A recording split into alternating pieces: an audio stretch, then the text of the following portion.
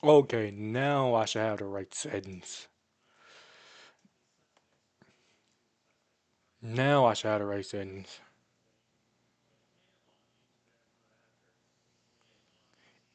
Yo? Alright, I'm good.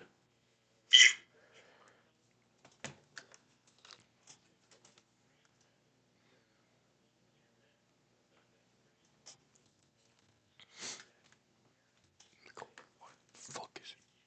What Jordan?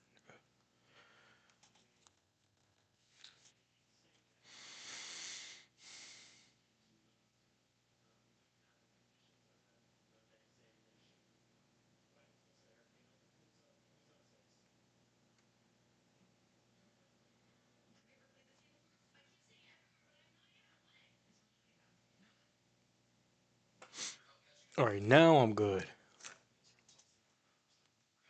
Wait, am I? Oh, this is the wrong one.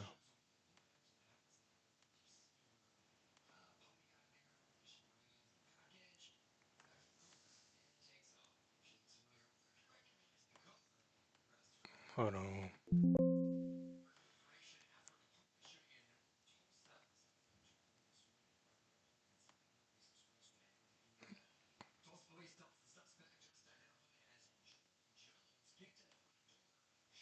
Alright, now I'm good. Alright, now I can get back to cooking. Where my straw go? And it don't matter.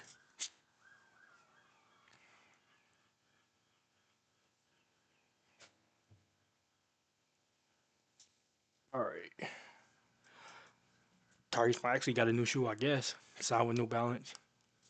I don't know really what to say besides congrats. He been balling. Should have been happen. No, don't know why nobody offered Tyrese Maxey a signed shoe already. Oh, and Christina, the same woman who wrote The Flash and Birds of Prey, is apparently writing Brave and Bold. This is crazy. Her track record with DC movies is not good. Birds of Prey is mid at best, and Flash is just straight up ass. Now, she did make the Bumblebee movie. Now, she did make the Bumblebee movie. I'll give her that. And Bumblebee movie wasn't that bad. Bumblebee movie legit wasn't that bad.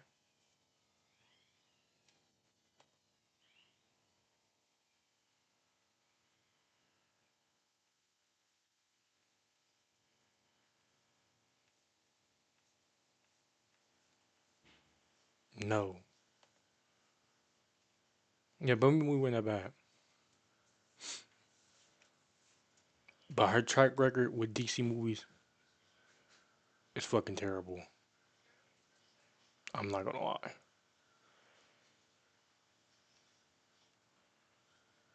Yo yo yo yo yo yo yo yo yo yo.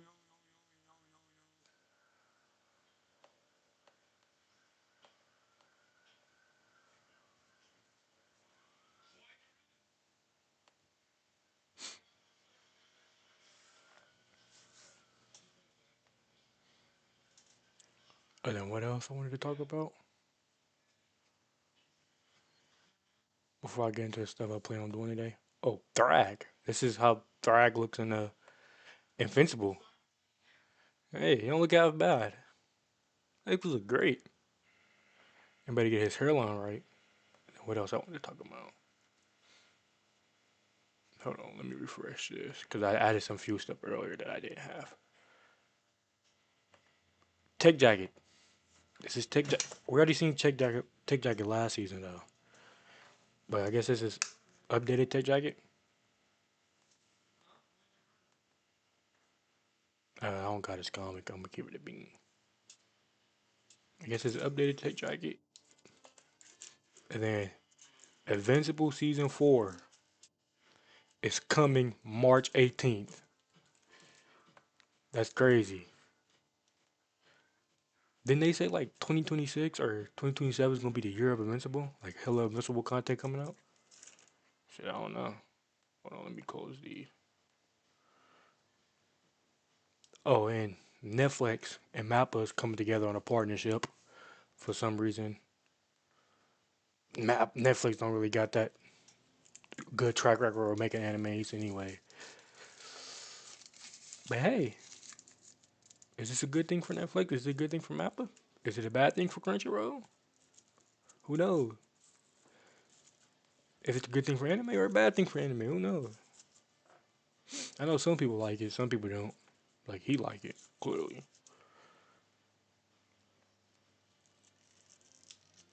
And what else I was gonna do? Oh yeah, I thought I got it already open over here. Jeannie Buss. Was she like the original uh old owner of the Lakers? LeBron got an outsized ego. We been through that. Clutch, too much control. We been through that. Didn't like how LeBron was considered a savior. Lack of accountability over the Westbrook trade. Probably moves about not getting him a contract extension, even you traded him. Oh damn, who's finna trade LeBron? But man, felt LeBron was not grateful for the Lakers drafting Bronny. Begrudgingly gave him a contract extension, fearing a bad PR hit. Oh no, she violating LeBron. It ain't Jonathan Kuminga. A week ago, I don't know why it took me so long to cover this. A week ago, he requested a trade to be moved.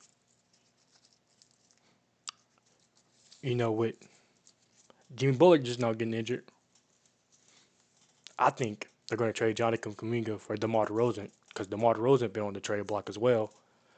And they're in a win now mode. I don't think they want to go for young stars to develop because, you know, Curry's getting older. It look like they're not getting rid of Draymond and he's getting older. So they next best move with Jimmy Butler now getting injured for the rest of the season by the trade deadline. Trade Kuminga for like DeMar DeRozan or somebody or like an old play now that can help y'all win now forward. Because John Kuminga is not happy. Y'all not really playing him. They really should fire Steve Kerr if I'm being honest. Like, what has Steve Kerr really done for the Warriors that no other coach could have done? And they really should have got rid of Dermond too, if I'm being honest again. Dermond has fucked up too many times on this Warriors team to still be on there. Oh, I'm not doing that yet. I'm not doing that one yet. Should I do this one yet? Yeah, I'm just gonna do this one.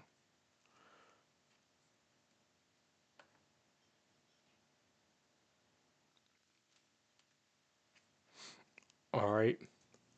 I'm pitting horror movies against each other from 2010 to 2019, and I have two of them, by the way. Two of them. Yeah, this is like more movies that just wasn't on the other one. And this is just how which movie is better.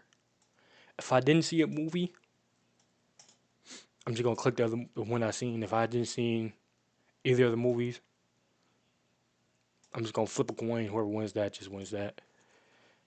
Hereditary versus Nightmare on Elm Street. Ain't this the one when they? This the remake? I think 2012, where they turned Freddy into a pedophile or some shit like that.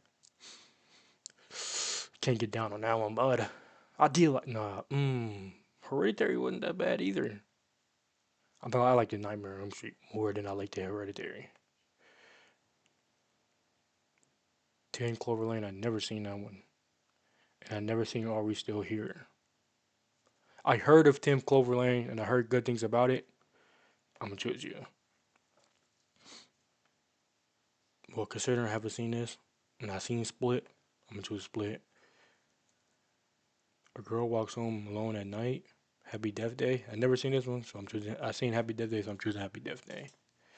Oh damn, Get Out just better. I never seen either of these. I think I heard of Luigi though, so I'm just gonna choose you. Damn, I'm trying to get to the movies I've fucking seen. I haven't heard of either of these. I'm flipping a coin. Heads Annihilation, Tails Ritual. It's fucking tails. The Last Exorcism versus The Witch. Never seen either of these. Going The Witch, it just sound cooler. Jigsaw versus Mandy. Considering I never seen Mandy and I seen Jigsaw, I'm going with Jigsaw. Wait, is that the Jigsaw I seen? Hold on.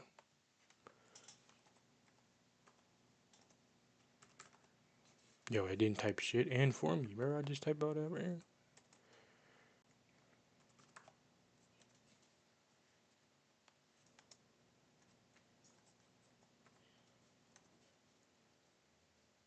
Oh yeah, I seen this. Yeah, this is the one I seen. I already picked it anyway. Michael Jordan bald ass. Crimson's Peak. I seen this. I think I seen this. I actually don't remember if I seen this. I heard of this. So I'm choosing you. Evil Dead. No, I actually wanted them. Damn. I'm not lying. The Babadook is better than Krampus. I think both of these movies. The Babadook is better. Ooh, I seen both of these. It Follows is just better. Hush or Us? Us is better. I'm not gonna lie. It is better. The Thing or a Possum? I heard of the Thing. I don't know if I've seen the Thing, but I heard of the Thing. Night Animals, Nightmare on Elm Street, Split or Happy Death Day. Ooh, which one do I feel like is the better movie? Split or Happy Death Day? Split or Happy Death Day? Hmm. I'm not gonna lie. I enjoyed Happy Death Day more. I enjoy Happy Death Day more than I enjoy Split. Get Out. I don't know why these two movies are here. I'm still going with The Witch. Nope. Damn it, I didn't mean to choose that. It made me click twice. Evil Dead or The Babadook? The Babadook. Us or It Follows? Us or It Follows?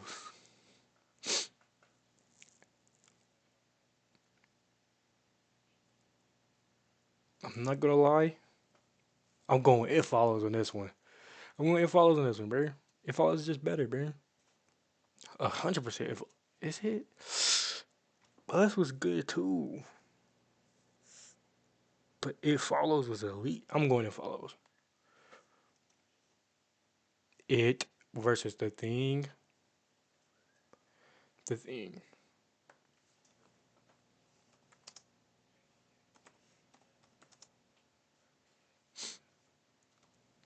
2011 film. That's the one they're talking about. So is this like a remake of the older Thing? If it's the remake version and not the OG the version, I'm going with it. I'm sorry. The Nightmare on Elm Street. Get Out. The Babadook. It Follows or It. Mm, it came on like 2017, right? I'm not like it 2017 is better than It Follows. Ah, damn, sad to see It Follows go. Get Out or Nightmare on Elm Street. Get Out. The Babadook or It. Mmm, this is a good one.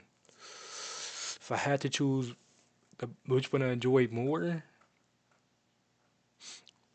I enjoyed it a lot more than I enjoyed the Babadook. It or Get Out. It 100%. Midsummer or Ma? Damn. Damn. Midsummer's just better. That is A Quiet Place versus VHS. I never seen. I never seen. I've probably seen at least one VHS movie, but I know I didn't watch them all. It's like 1,000 of them all. Going to Quiet Place. Her Next or Cam? I never see Cam. I actually enjoy Your Next though. Ready or Not or Ready or Not. The last shift or climax. This one just looks scarier. Brightburn, or that's not even English, so I'm going Brightburn. No disrespect, though. Creep, upgrade, or babysitter. Is this the first babysitter? Babysitter 2 was kind of ass, I'm not gonna lie. The first babysitter was alright. It wasn't that bad. So if this is the first babysitter, I'm going with this one over upgrade for sure. This is the god awful Child's Play movie. The Lighthouse. I never seen The Lighthouse. I seen the Child's Play movie, so I have to go with the Child's Play. But I hated this shit. This shit was ass. Don't Breathe. Don't Breathe is better. Halloween. This is Halloween 2018. Yeah, it is. I'm going Halloween 2018. The Night Eats the World. The Margin. Insidious.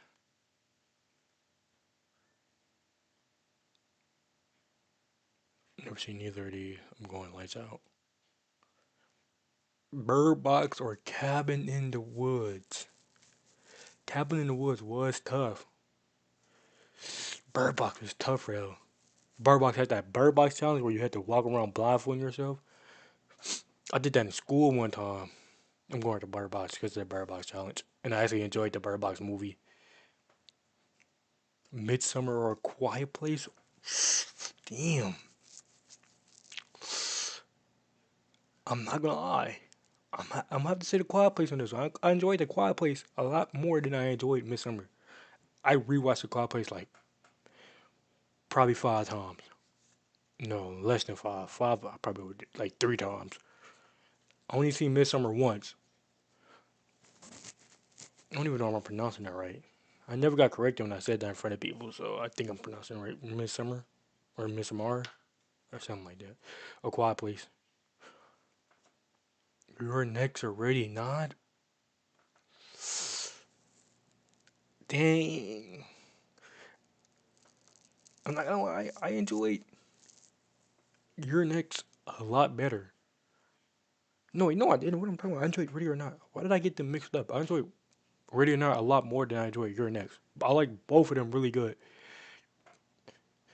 but I enjoyed Ready or Not more than I enjoyed Your Next. Brightburn, I'm going Brightburn. Creep or The Babysitter. I'm not gonna lie, ain't Creep an indie film? If I think it is, and if I'm thinking correct, and Creep is an indie film, they did good with that one. That, and I think Creep 2 was good too. If I wait, Creep, but the Babysitter first one was also not bad, but Creep is just better, man. Don't Breathe is just better than that trash ass Child's Play movie. Halloween, Insidious or The Conjuring. I'm not gonna lie. People think The Conjuring is way better than Insidious. I understand that people think it's like just a way better, like, how can I say it, universe, and then in the Insidious universe.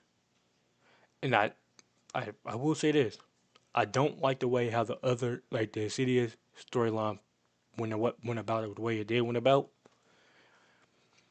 But the first movie was so fire and so good. It had one of the all time best jump scares ever. And I don't remember which Conjuring this is, so I'm going to see this. Bird Box. A Quiet Place or Ready or Not? Damn. Damn. Mm. Mm.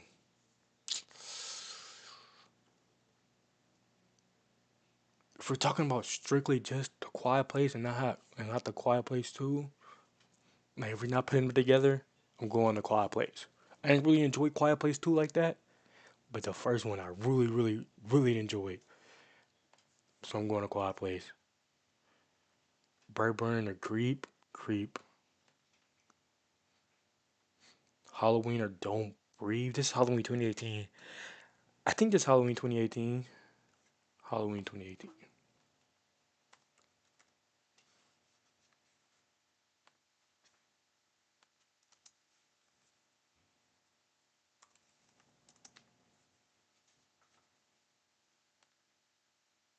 Yeah, this Halloween 2018. All right. I liked it in 2018. I liked the 2018 Halloween movie, but Don't Breathe. I gotta go Halloween 2018. Bird Box or Insidious. Bird Box is underrated. I'm talking about Bird Box, the original one, not that French movie they made. But I have to go Insidious. A Quiet Place or Creep. I enjoy. This might piss some people off. This really might piss some people off. But I enjoy Creep. Wait, let me make sure this is a right Creep though. Oh my days.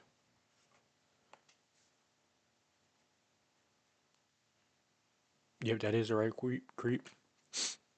I enjoy Creep. Like Creep is up there one of some of my all-time favorite horror films, bro. I gotta go with the Creep, man. Gotta go with Creep. Insidious or Halloween 2018? Strictly the Fresh Insidious movie? Gotta go Insidious. I'm, I'm taking Creep over a lot of horror movies. And I don't care if I say Creep, I'm overrating Creep. It's great. So that being said, Creep is over Insidious. No, but Insidious got one of the greatest jump scares of all time. One of the few jump scares I actually fell for it too. And it was a good movie. Insidious, I gotta go Insidious. It 2017, 100%. Like no questions asked. It 2017 wins. Now let me go to this other one. This is Halloween 2018 as well, I think. I'm taking that over us. This is Babysitter 2.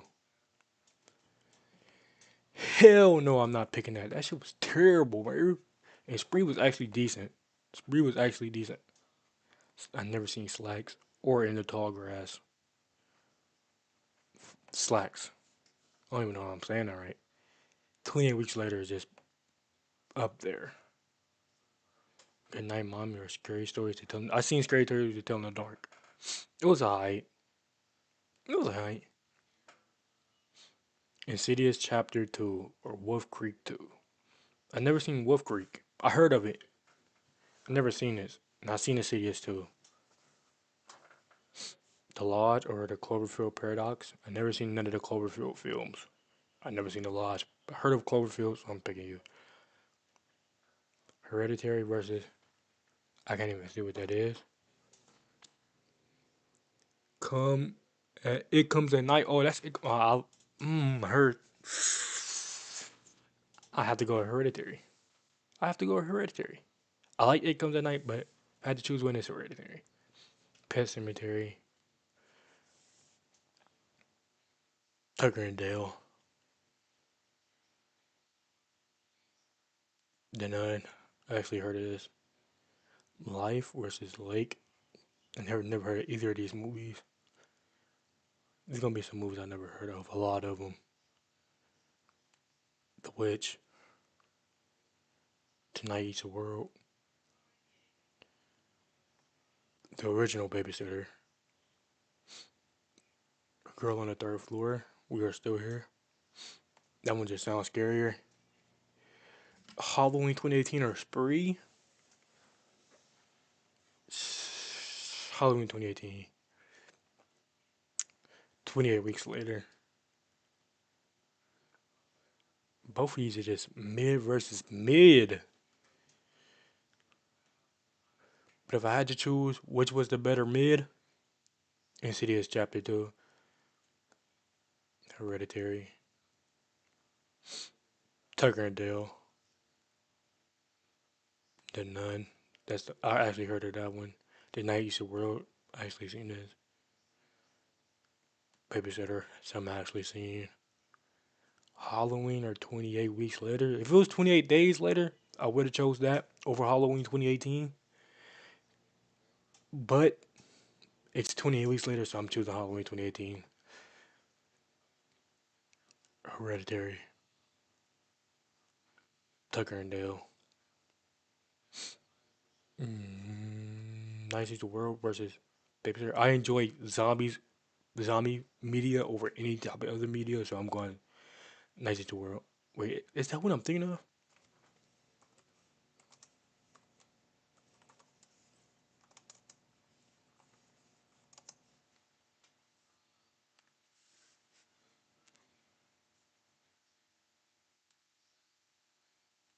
Yeah, that's exactly what I'm thinking of. Yep. I'm going Halloween 19 or Hereditary. I enjoyed just, but Tucker and Dale was good. It was actually funny. I'm going Tucker and Dale. Halloween 2018 over Tucker and Dale. I never seen any of these. No, I seen that's It Follows. I didn't read. I'm brain dead. Should have read. It Follows for sure. Crimson Peak versus I'm going Cloverfield Lane.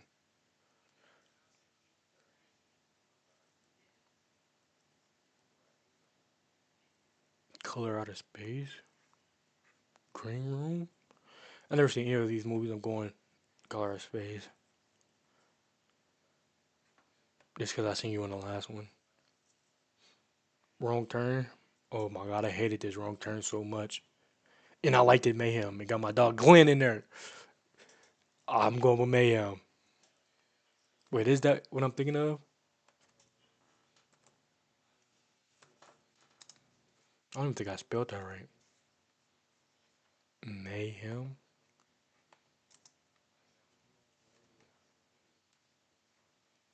Oh yeah, that's the for my dog Glenn. Rick, I'm going Rick. No, that was a Russell one. I didn't read that all the way. I should have read. Can I redo that one? I'm going Russell. No, I didn't mean to pick you. I didn't mean to. Fuck. I just gave this nigga free wins. I'm picking Mayhem over Russell. And then whatever goes against Mayhem, I'm choose. Invitation. I think I heard of that. No, the visit. The visit. I actually fuck with the visit. Just because we got. Mm, I know the Rick more than I know. I don't know what this movie is. So I'm going to see you.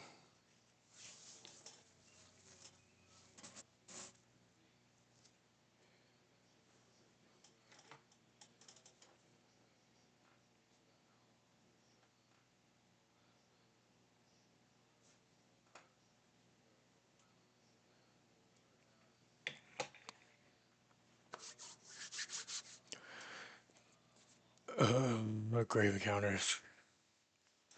Hush, 100%. Am I going to get shown them? Or there we go. A Quiet Place.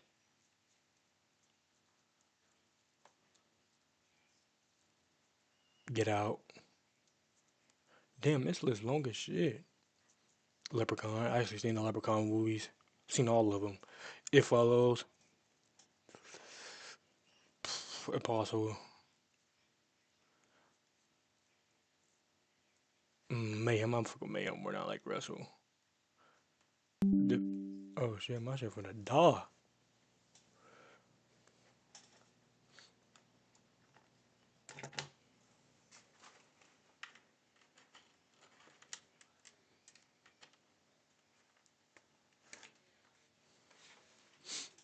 Rick 2 or versus I know of Rick. I only seen Rick.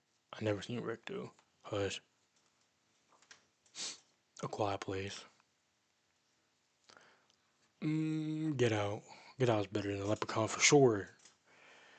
It follows. Hmm. If I had to choose one, I have to go with Mayhem. Mayhem. I feel like Mayhem's the better film. Hush, for sure. It play it. Oh, what am I saying? Get Out versus A Quiet Place. Mmm. A Quiet Place. I mess with Get Out, but I have to go with A Quiet Place. It Follows versus Mayhem. It Follows is just better. A Quiet Place is better than Hush. Mmm. Which one? Didn't these go against each other in the last one? Which one did I choose? A Quiet Place versus Creep. No, A Quiet Place went against Creep. It was what? It went VHS, A Quiet Place versus Midsummer, A Quiet Place versus Ready or Not, and then it was Creep. But if I had to choose one, it would be A Quiet Place. And then I'm choosing A Quiet Place over Halloween 2018. Halloween 2018, it was alright. The best one of that recent trilogy that just came out. It just kept going down here from the next movie to the next. But Quiet Place is just the better movie. Now, which one is this one? Yeah, which one is this one? I'll do this one. No, I will not doing that one. I'm gonna do. Oh shit, I forgot that.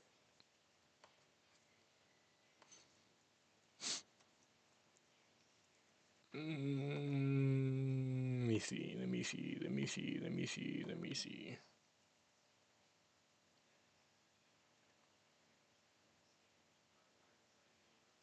Which one should I do?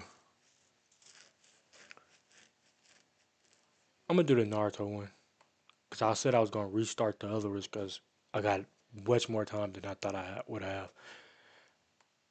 We got Naruto's best moments. Naruto and Kurama teaming up, and then the first appearance of Pain.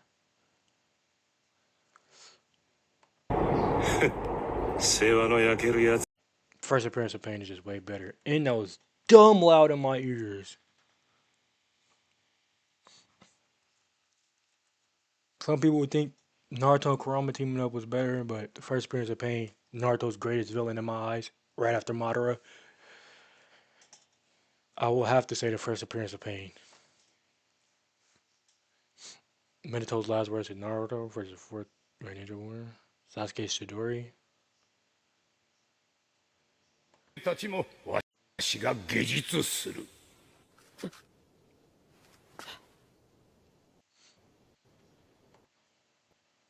If I choose one. Mmm. I'll say Minato's last words to Naruto. Yeah, I'll pick Minato's last words to Naruto. Wake Up to Reality is way better. Moderate speech. I couldn't show it, but that was moderate speech. Naruto takedowns Pain with a single blow. This is Pain introduction, right? 死んだ。I mean, his pull up on Pain.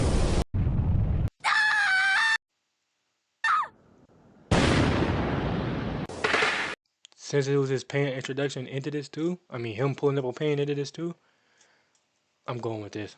Especially over Killer Bee's weak ass rap. Sasuke versus Orochimaru with Kakashi's death.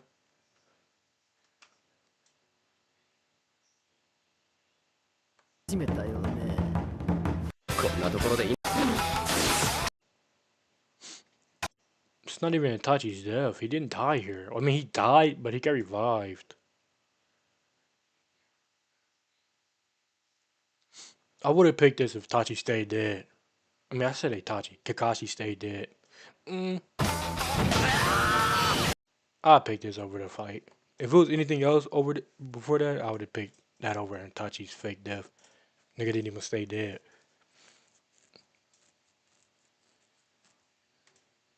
Kakashi sees Minato and calls him Sensei. In Naruto. Oh, that's when he seen Minato in Naruto. Sensei. Versus Shikamaru. It's Shikamaru finna off Hidan.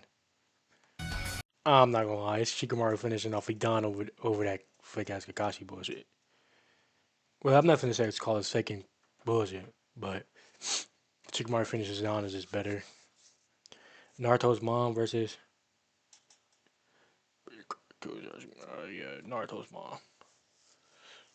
Naruto, not the Naruto and Sasuke versus the final battle. I mean the final battle.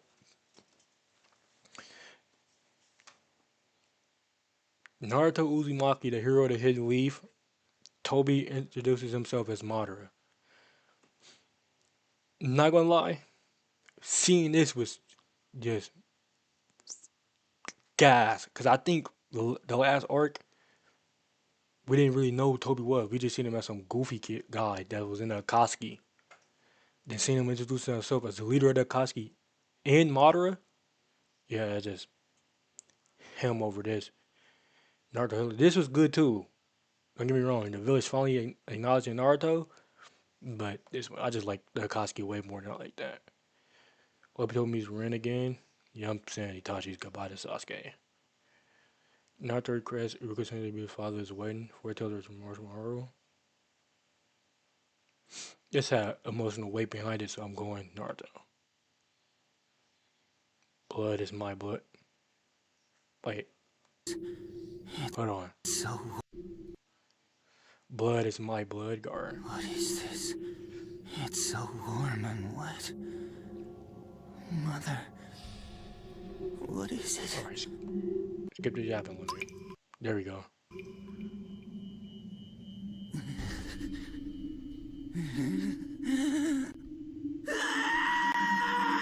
Yep. What's this? I don't even know what speech this is. It's almost unbearable, isn't it? Yeah, I don't really care. Blood is my blood. It's just way better. Naruto crying over Jiraiya. Or it's Jiraiya's death. For sure it's Jiraiya's death. Rock Lee using Drunken Fist. It's Minato versus Obito. Kakashi versus Obito. Shishui's death. Kakashi versus Obito. Six Tails Naruto versus Pain. Play around with lower your finger. 打ち合う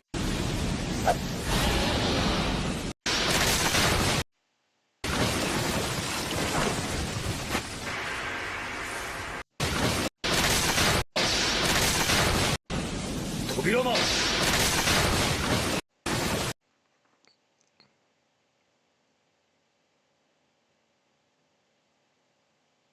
If I had to pick one, I'm going with the Naruto fight.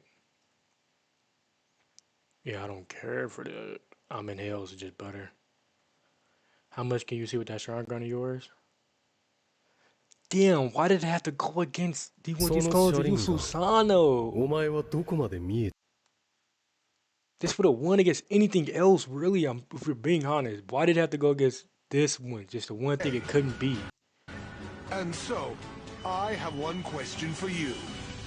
Would you prefer for all of these clones to use Susanoo against you, or not? The choice is yours. Yeah, that's for sure. Man, Jiraiya death scene speech. Didn't we already seen this? Oh, this is speech. I'm counting this as Jiraiya's death scene as well, so I'm picking Shikamaru. Just because we seen Jiraiya's death already in there. Night Guy. Wait, this Eight Tails my I mean not Eight Tails. Eight Gates my guy versus Hashirama versus Madara. Hashirama versus Madara is just more iconic. Eight Gate my guy though. Seeing him beat the shit out of Madara for just a little bit. I gotta go Hashirama versus Madara though.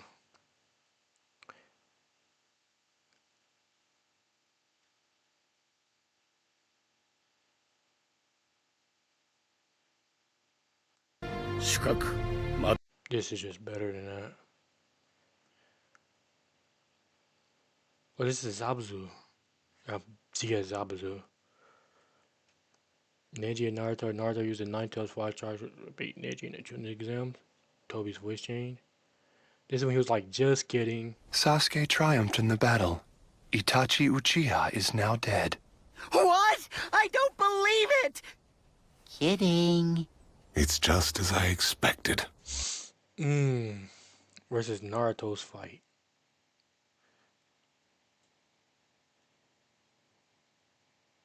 Have to go with Naruto beat Neji.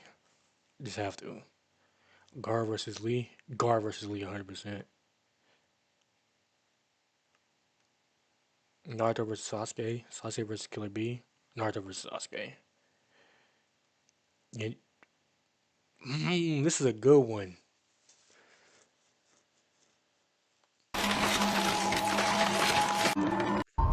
All right. This is a good one. Genjutsu of that level doesn't work on me. But these fools can never make me sweat. That expression.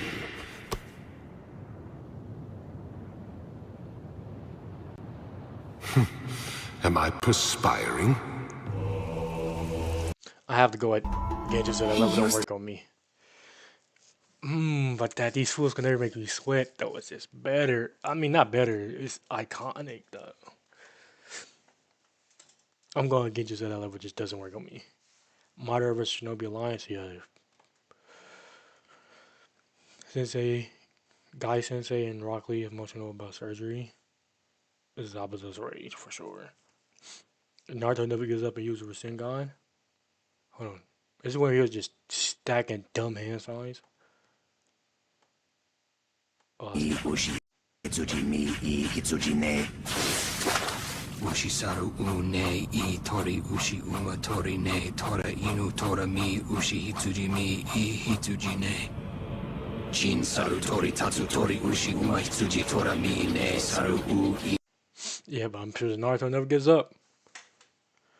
Rock Lee's story, Sasuke misses. One and only friend is Naruto. Yeah, this one.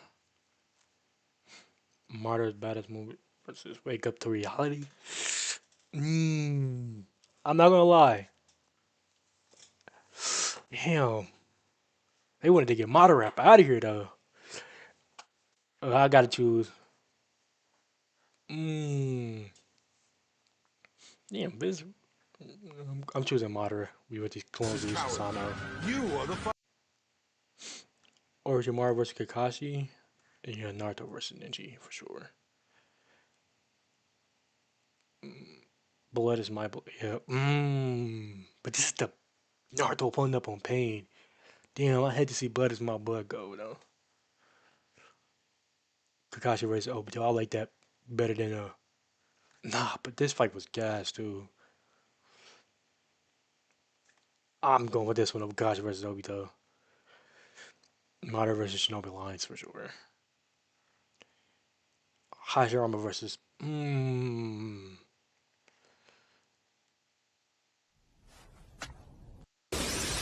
Rock Lee dropped the weights. Start violating shit.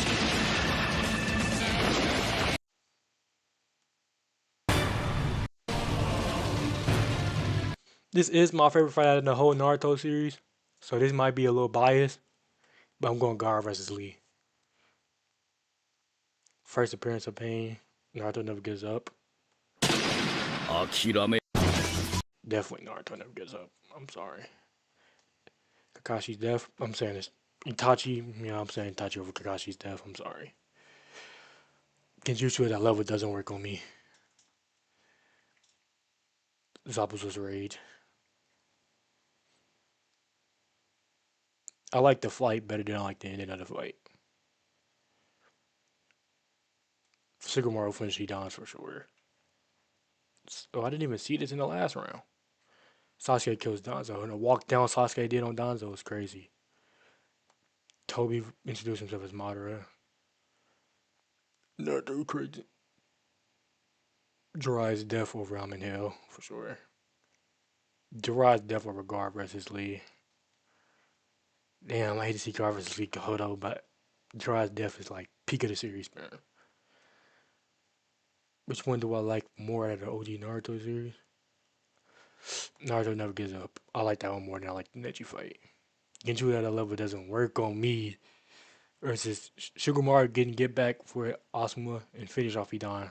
I feel like that beats Genju don't work on me. Madara versus Shinobi Alliance is better than the pain pull up.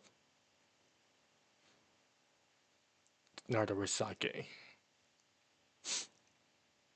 Would you like these? Bro, it's just Madara always taking on Itachi, bro. Toby is just was Madara.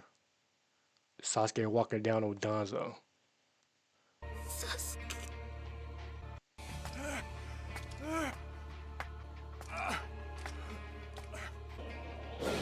Sasuke kills Danzo. I like the Danzo fight more than I like the other fight. Would you like these clones of Yusuf San over Naruto's Never Give Up? I feel like this is just. I feel like this is better. The Final Valley fight for sure. Toby introducing himself as Madara. Madara versus Shinobi Lions or Jiraiya's death. Hmm. See if hey, let me see this one. If it got the dropping the meteor, I'm picking the one where it got to drop the meteor. Nope, it doesn't got it. So they're probably not counting dropping the meteor as Madara versus Shinobi Alliance. So I gotta choose Jiraiya's death. If they had the meteors and he was like, "What you gonna do about the second one, Inoki?" I would have chose that one. But I'm choosing Jiraiya's death. The Final Valley fight for sure. Jiraiya's death. Yeah. Yeah, Jiraiya's death for sure. Jiraiya's death versus the Final Valley fight. Naruto versus Sasuke. Hmm. Damn. This fight was weak though. This not even a full fight either. I gotta go to Final Valley fight. Final Valley fight for sure. Damn, but Jiraiya's death was like the peak of the series though. But if I had to choose one, it would be the Final Valley fight.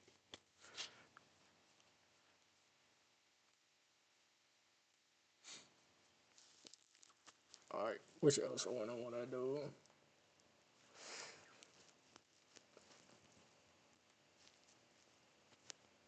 Should I do this one? I'm gonna do best anime fights. But I wanna back out of this. I actually wanna bump it up to 128.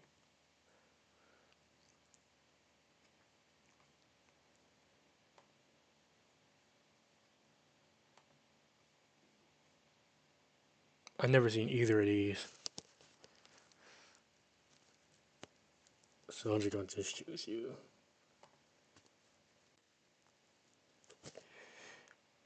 Oh yeah, I don't watch that much anime. I'm bugging. I don't know why I bumped it up to 128. I'm going right back to 64. I don't watch that much anime. I don't watch that much anime. 64? Frieza versus Broly? I mean, would you call this a fight? Frieza was just getting beat on the whole time. Yeah, I wouldn't call this a fight. I would just call this like just a whooping. Then there's Koan versus Obito.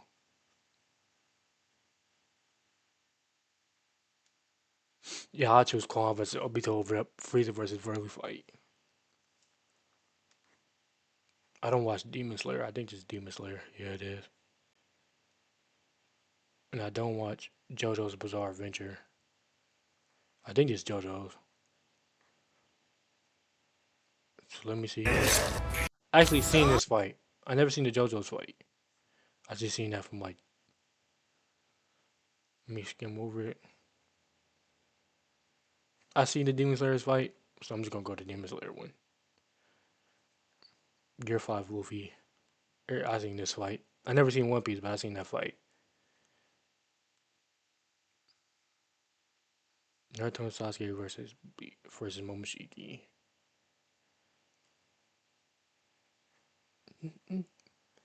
Is this the Boondocks then?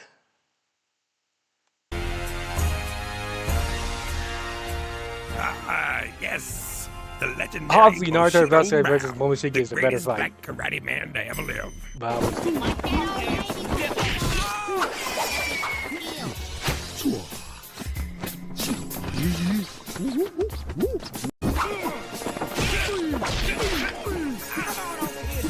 Fight me. Come on, fight like a man, you little punk bitch. I met your ass. oh hell no. Oh, my wig. Oh hell no. Obviously, I'm going Naruto versus Sasuke. Naruto and Sasuke versus Momoshiki, obviously. I never seen One Punch Man, and I seen Chainsaw Man, so I'm going Chainsaw Man. I'm in Hell versus Sasuke versus Orochimaru. I'm not gonna. I like a Sasuke versus Orochimaru more than I like I'm in Hell. Once again, I've never seen JoJo's or Bleach, but I have seen this fight on YouTube, so I'm going this one.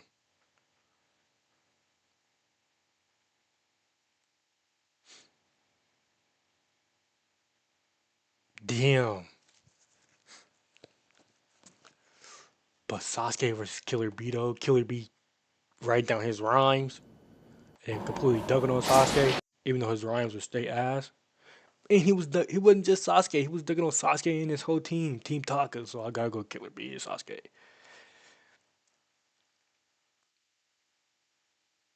I never seen either of these. Street Fighter.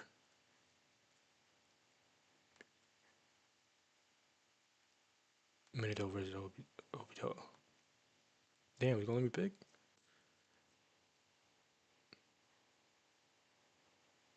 Nigga, is this the Boondocks again? They was having fights in that show? I never seen the Boondocks. Wait, I'm picking you. I seen this. That's enough, you hear me? I seen both of these fights.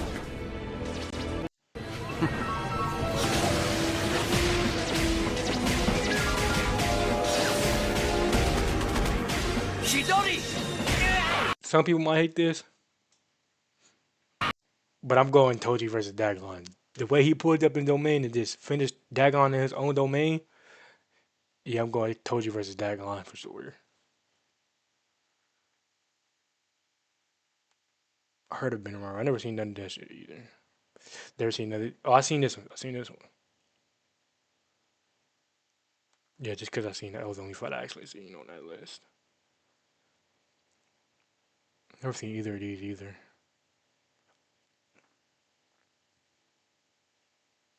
Damn, I gotta step my anime game up, man. I don't really watch anime like that though.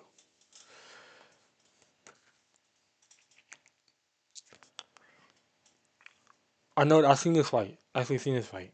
Whether he was like snapping his fingers and dude was just dying and reviving and shit. お前が逃げられないのその健全フォロー叩きすらせずにお Hey, 前 I を wouldn't call this a 喋る fight. な Yeah, he was just snapping his fingers and reviving, 気 bro. 分は Nigga OP as shit. I'm going Zoro though.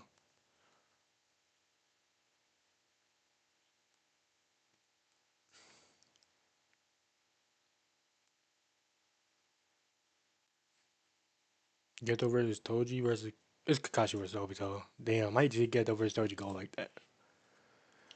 Obviously, Goku and Frieza. Final value fight for sure.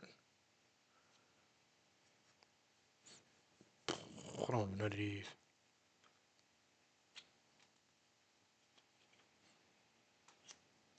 I'm not gonna lie. I got Night Guy over Madara versus Shinobi Alliance. Hey, Gaze Guy.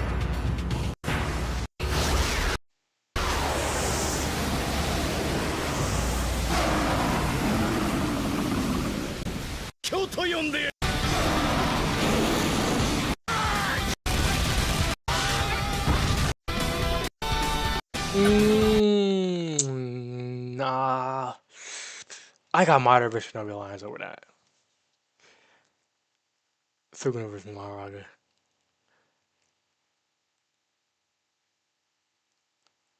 Reze versus. I never seen the Reze movie. I do know this fight though, but I've never actually seen the Reze movie.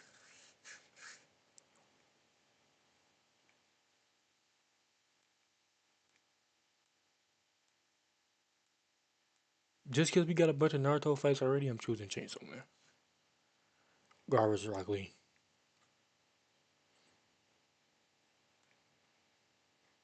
Wait, what's this? Damn, it's a long ass fight. I never seen One Punch Man. I seen Dan Dan, so I'm going Dan Dan. Gachi versus Obito. Madara versus Sherman Lions for sure.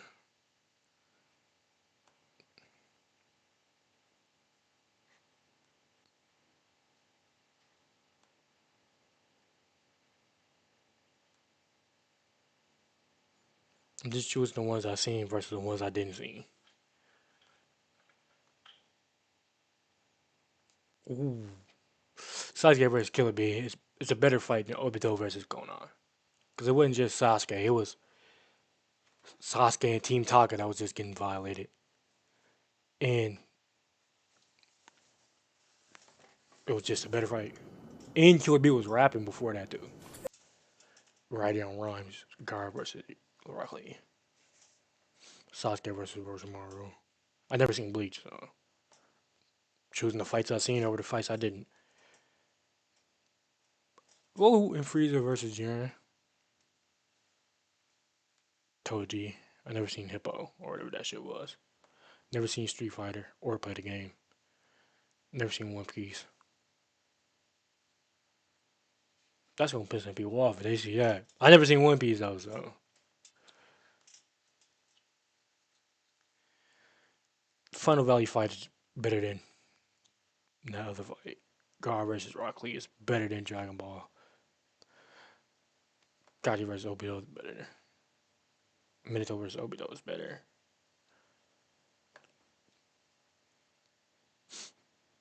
Better. Madara versus Shinobi Lines is better. Sugano versus Mahaga, the Blu-ray fight, is just better than the Toei versus Dagon. This fight is better. Kaji versus Obito is better than Minato versus Obito. Is it? Minato versus Obito is fire. The Rasengan to the back.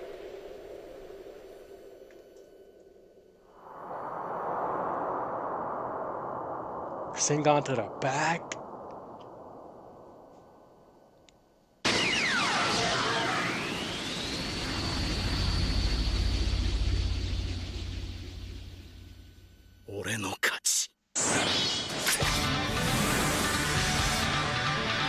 Damn, they dragging this shit out. Having Rasengan that nigga already.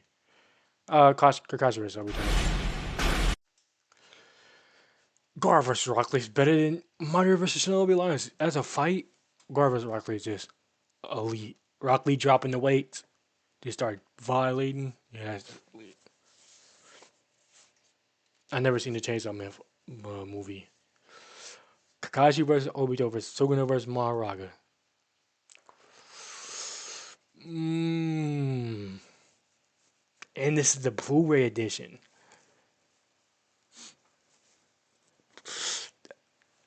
I'm gonna go with Kakashi versus Obito because the emotional weight they had behind the fight too, and how the fight was just like them are just pure hands.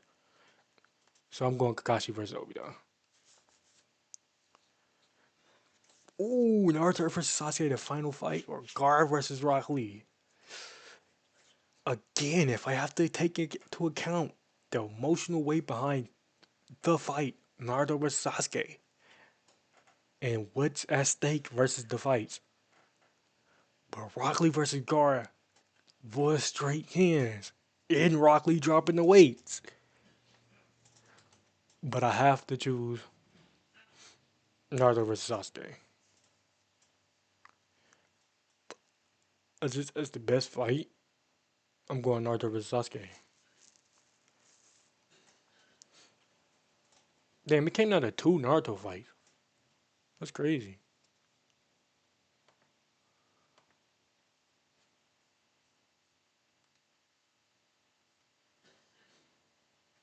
Mm, I've seen pretty much all the spin-offs. Alright, 64 is the max. I'll do 64. Yeah, I've seen pretty much most of the spin-offs. Like, Walking Dead Reappears. Season 5 is just better than World Beyond ever could produce. Torn apart. I never seen the webisode, so I'm just gonna go Fever. Fear the Walking Dead season 1 is better than Daryl Dixon season 2. Fear the Walking Dead season 1. I know people don't like Fear the Walking Dead because it falls off a cliff in his later seasons. But if I have to say, season 1 was really good. It started off the apocalypse, worked, showed how people interact during the apocalypse, what happens, met us with certain great characters. Nick, like before they got all butchered and stuff. I would have to say Fear the Walking Dead season 1 is better than Daryl Dixon season 2. Season 4, I never seen none of the webisodes. Season 9. I never played the game either. I seen this the only webisode I seen. The Red Machete. I never played the game, so I was picking the games over that. I have seen the Walking Dead Origins. It's not really like a show. It's like damn near, I think an interview type shit. I'm going for the Walking Dead. Season 4 versus season 6. Damn. I feel like season 6 is better than season 4 for sure. You got what? The compound slaughter, the Negan cliffhanger, No Way Out. Yeah, for sure season 6 is better. I never played the game, so I don't know. Season 5. Season 2 is underrated. People hate. Damn, why are I ringing them here? People hated season 2, but season 2 is underrated. But I gotta go season 5. I feel like the only bad parts, and these are really, really bad, I just found them like extremely boring, was like the Beth focus episodes. I feel like that was the only really like somewhat, if you consider bad parts of season 5. Just never played the game. Tales of the Walking Dead was unbelievably mid.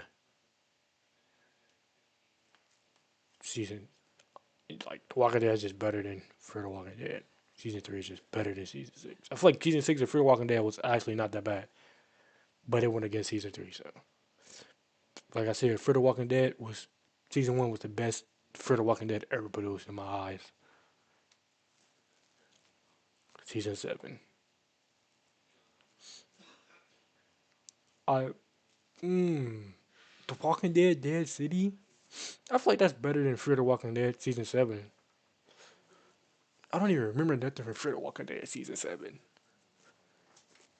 And I can remember stuff from Dead City season 1. Granted, Dead City season 1 came out before, recently, and Fear the Walking Dead season 7, I don't think it came out like as recently as Dead City. But I feel like Dead City is just better. Season 1. Better than anything World Beyond can ever produce. Now, this is a good one right here. Daryl Dixon versus the ones who live. Now, I will say this. The ones who live, first episode, 10 out of 10. Now, the rest of them, like episode 1 and 2, and with ones who live, I feel like those are like 9s and 10s. But the rest of it is kind of like a 7.5 for me. And I did find Daryl Dixon to be extremely boring. I'm not gonna lie, I fell asleep a couple of times during season 1. So if I had to choose one, I'm choosing the ones who live. Jesus damn. Season season 9 really did bring the show back, I feel like. And how like it got a new showrunner and Rick left the show and they still like find a way to keep it like hella entertaining without Rick and getting a new showrunner. But I'm I'm not gonna lie, you can't just beat season 5. Can't beat season 5. Season 3 is better than season 8 for sure. Fear the Walking Dead is better than season 10. At least season 1. I never played none of the games. Season 7 is better than season 8 of Fear the Walking Dead. I feel like. Mm, hold on, let me look. Mm, I feel like they're around the same ballpark. But if I had to choose one, just because they're like, they wrapped up the main show, I'm gonna go. Mm, any, meeny, miny, mo, because talk about so if I let it go, any, meeny, miny, mo. I guess we choosing Dead City. Season 6. Season 1 is just better than anything Dead City made. Mmm. Season 7.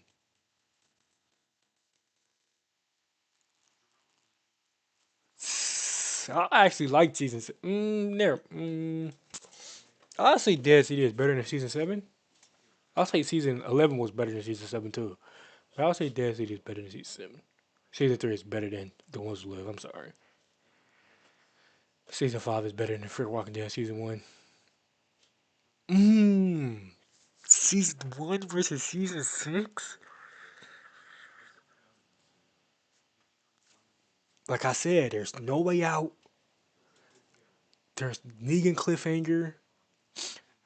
There's the uh the compound massacre. There's meeting Jesus and his people, the hilltop. There is so much like packed into season 6, and I feel like they did that so good. I feel like season 6 is better than season 1 for sure. Season 1 was great. It had the greatest pilot of all time in television history. They had one of the greatest shots in television history. If you don't know what I'm talking about Rick riding his horse into Atlanta and all the cars leaving Atlanta when there's no cars going in and Rick is on a horse. That's the greatest shot in television history. I don't care what no one says. But if I had to choose one, I'm choosing season 6 over season 1. Season 3 is better than Dead City season 1. Season 6 versus season 5? Let me see. Season 5 got what? We just now getting introduced to Alexandria, the Gareth, and the cannibals. They have my favorite episode, Three Walls in a Roof. We seen the group split up.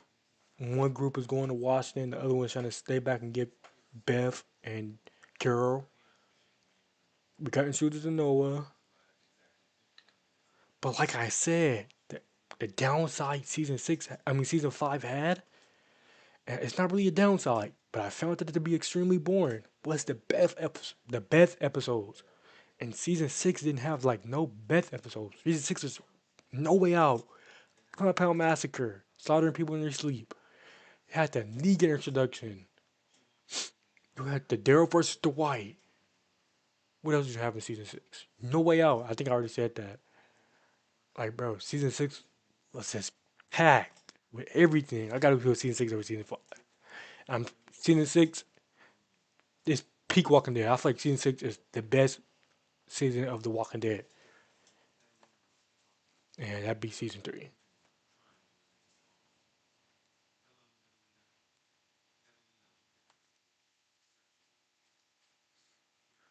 What's this? I'm gonna go close all the ones I already did. Already did you. Damn, I got two of these open.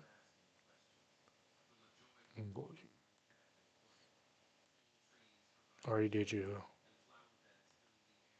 Already did you. Already talked about you. Which one should I do now?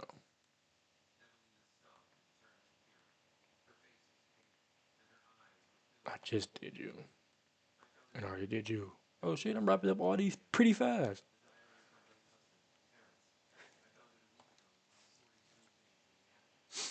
I'll do this.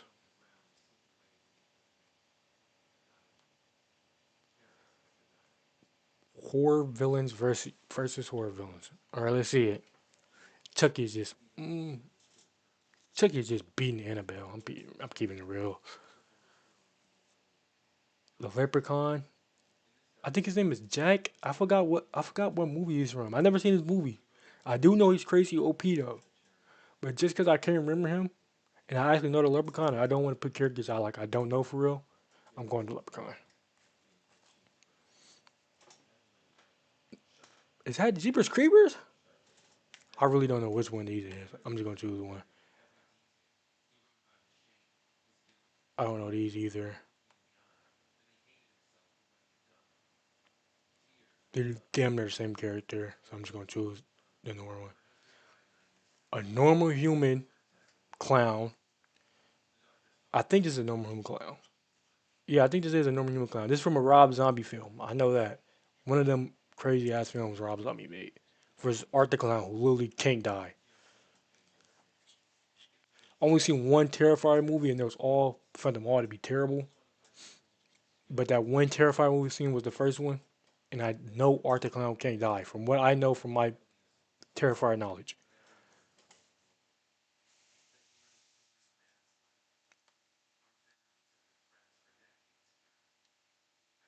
What the fuck?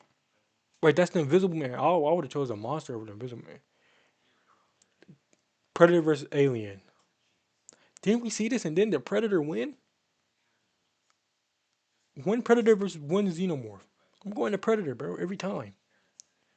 Godzilla versus I don't know what the other thing is, so I'm going Godzilla. There's nothing really beating Godzilla. Is that a dog? I'm going with a shark versus a dog.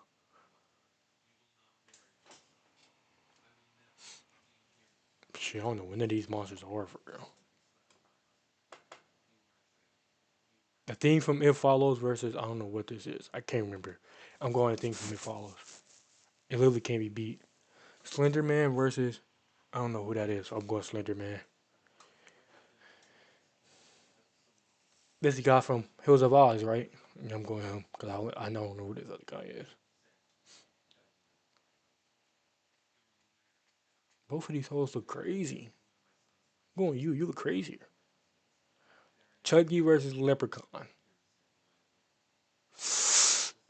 Can the Leprechaun die? I don't think the Leprechaun can die. And we've seen Chuggy get beat time and time again. Actually, we've seen the Leprechaun get beat too. But I think they like. I don't know if the Leprechaun can die. Can the Leprechaun die? If I remember correctly, and I don't think he can die, I'm going to Leprechaun. I don't know what the fuck either of these things are. Pennywise versus Art the Clown. Now I only seen one Art the Terrifier movie. Like I said, that was the first one. And from what I know in the first one, Art the Clown. How did Art the Clown lose in the first Terrifier movie? He didn't really lose. I feel like he survived, but Pennywise can transform into Art the Clown's greatest fear. What do y'all think Art the Clown's greatest fear is? And can Art the Clown beat that? Because some people think they could just beat Pennywise turning into their greatest fear, but it's literally your greatest fear. Like you know how so much like mental fortitude you gotta have to beat that. There's a reason why you're scared of a gang. Like you're just not beating that. You think you could just bully Pennywise and think you just beat him. That's not how that worked. The loser squad really only won because they had that magical turtle on their side. A god of gods. But from what I know, but I do know there's a way to beat Pennywise. And I don't think from what I know in the first movie, I don't think there's a way to beat Art the Clown. But, this is a good one. I'm gonna go Pennywise. I just know Pennywise a lot more, and I know his abilities a lot more than I know Art the Clown. But God, I hate the Terrifier movies. I might have to watch the Terrifier movies. This is the Invisible Man, right? I don't know who this is. I think this is like a vampire or some shit. But since I don't really know you, I'm going with you. Predator versus Godzilla. Come on now. I don't know what this is, so I'm just going Jaws. It Follows versus Slender Man. Hmm. Now we know It Follows cannot die. I'm not too familiar with Slender Man. Can Slender Man die? I'm gonna Google that. Can.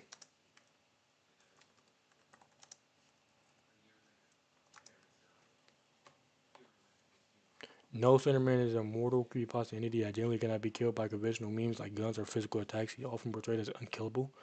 Oh yeah, Slender Man wins. We don't know how to kill his victims, but I think he have sex with them and kills them.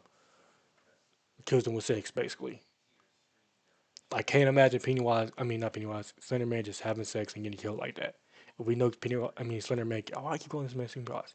And we know Slender Man can just not die. So I'm going Slender Man. I don't know who this is, so I'm going the guy from Hills Have Eyes. I'm going Leprechaun. Pennywise is just a regular guy in a visible costume.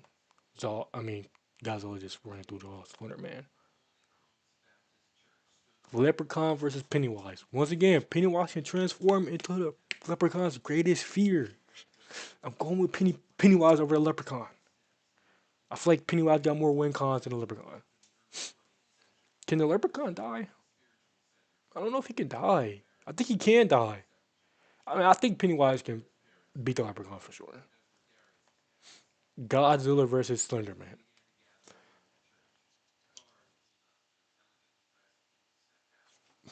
We've seen Godzilla get his ass handed to him a couple times. Can God?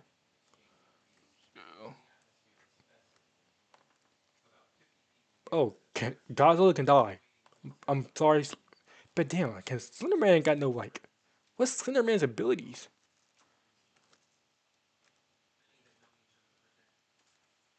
Why did I type it in like that? Man, I'm not finished type all that bullshit out. I don't really. I'm not too familiar with Slender Man's abilities. I feel like a beam from Godzilla could take Slender Man out, but from what I read earlier, Slender Man just.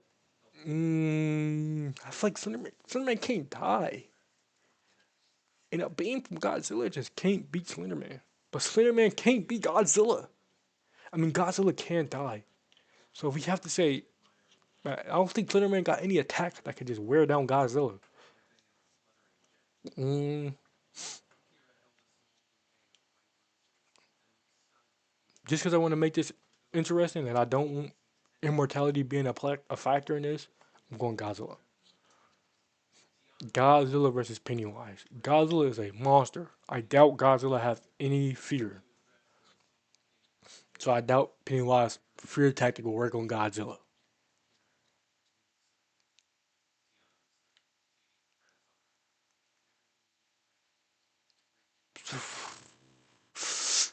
Mm, mm, if I had to choose something, didn't Godzilla beat this nigga Superman in the comic? I haven't read the Justice League versus Godzilla comic, but I seen a panel of Godzilla torching Superman. But is that enough to beat Pennywise? I feel like Godzilla could. This is a tough one. I'm gonna flip a coin. Heads Pennywise, tails Godzilla. Cause I generally just don't know who will win out of that. This one don't count. Heads, heads Pennywise, tails Godzilla. Pennywise wins. And I generally can't choose who wins on that one. I don't know. I generally don't know. So. Jason versus his mother. Jason's a mortal zombie. Freddy comes to your nightmare versus a normal guy in a costume. Like, come on now. Michael Myers versus Leatherface. Michael Myers is like semi-immortal. I think it could be Leatherface. Hannibal Lecter versus this Asian guy. I don't know who that. I don't know who that is. I'm going Hannibal Lecter. Jigsaw versus I think this guy from Split. I don't know. But if he get caught in the jigsaw trap, he's right. We know like, a lot of jigsaw traps from the first couple movies were rigged, and it was meant to be unbeatable. So I feel like if Jigsaw gets him in a trap, he's right. If that's the guy who I think it is. I don't know who this is. I think he's from Psycho. I know this is American Psycho. I don't know who this is. So I'm going with him. Ain't this Hannibal Lecter? And didn't we just see this nigga? If it's not Hannibal Lecter, and if it is Hannibal Lecter, I'm not picking you because we already got one. If it's not, no, this is the guy from Stephen King movie. Here's Johnny. Damn, it's on the tip of my tongue. What is that movie? I forgot the movie. I don't know who this girl is, but I know he's from the Stephen King movie.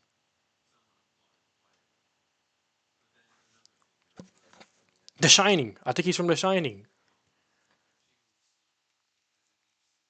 I don't know who that is or that. I'm going you. Nigga, is that Freddy again? I'm going this. This just look creepy. I don't even know what this is. I'm going this little boy. Candyman. I'm going Candyman. I don't know what this is. Pinhead for sure.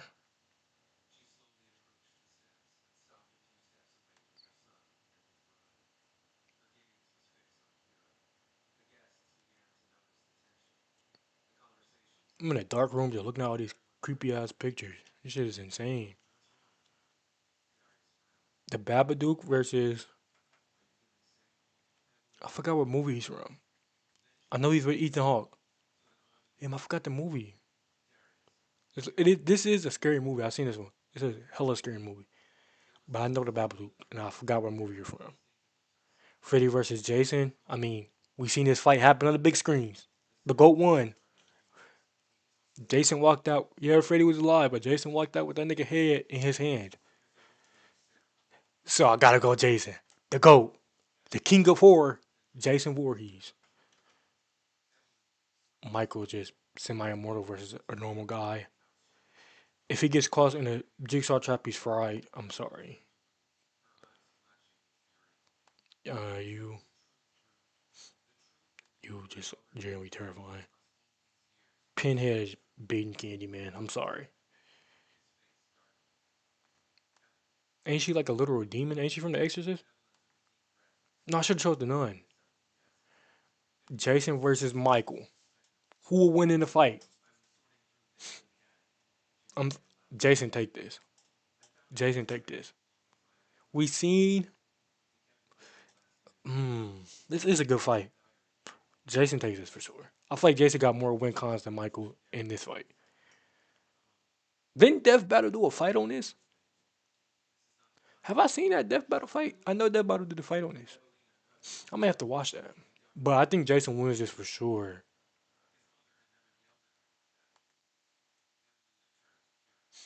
If he get caught in the jigsaw trap, he's right. Like that's the thing about like putting jigsaw against characters.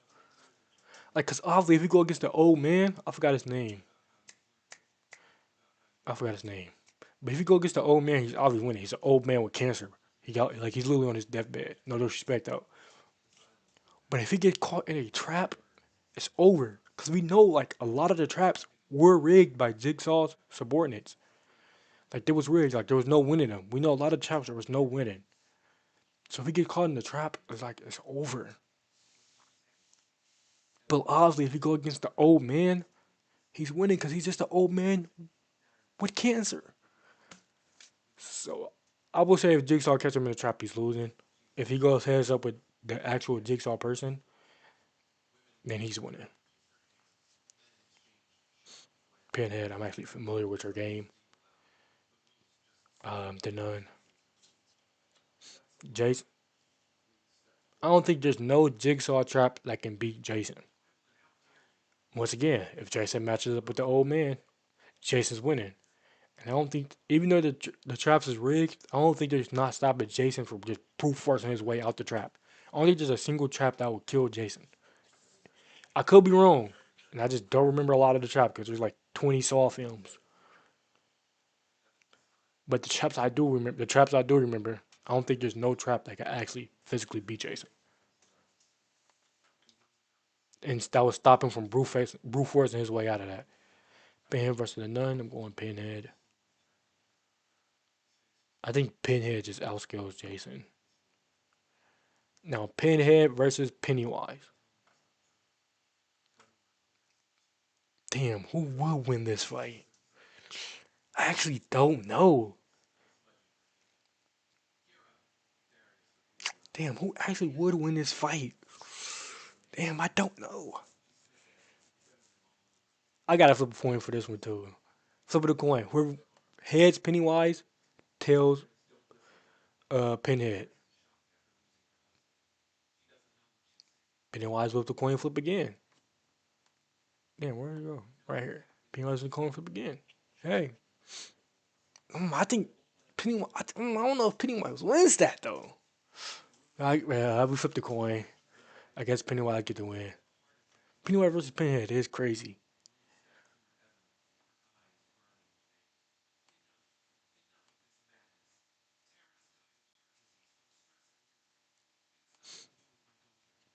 Chainsaw Man and JJK's cover art.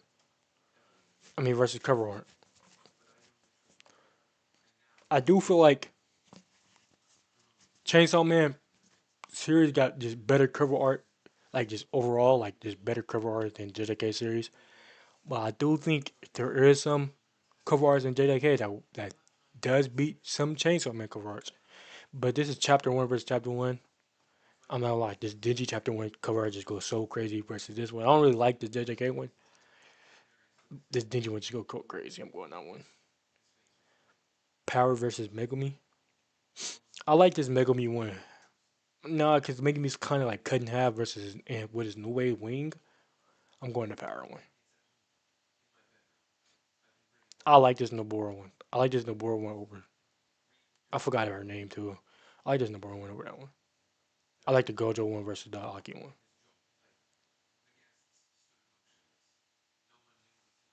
Chainsaw Man versus. Oh yeah, this one is just like let's look at the colors on this one. This one's just better. This one's just a crazy picture. I don't really like this Mahito one. This Raze one just looks insane. Imagine buying that in public. Not a lot. This Chozo one goes so crazy. I gotta go this Chozo one.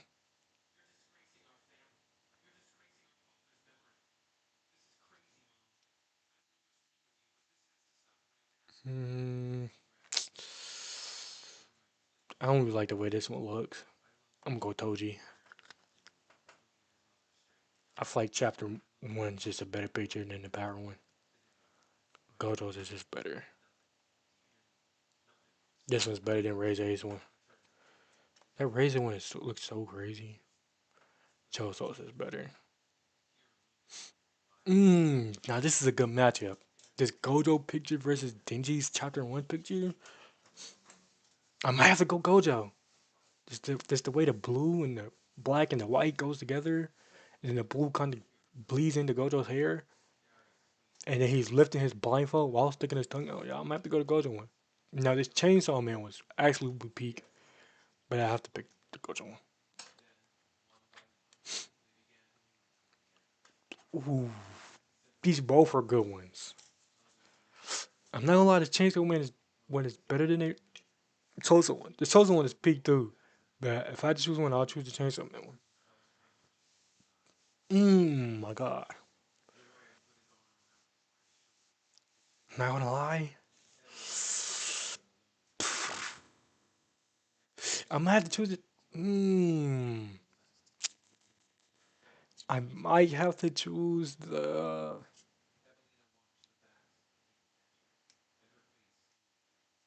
Chainsaw Man one. I just like the way the colors pop on this one more than I like the way the colors pop on the Gojo one. I'm gonna have to go to Chainsaw Man one. I feel like this one is better than. I don't really like this Kenjaku cover. Is that Geto or Kenjaku? Which one is with? I don't really like that one.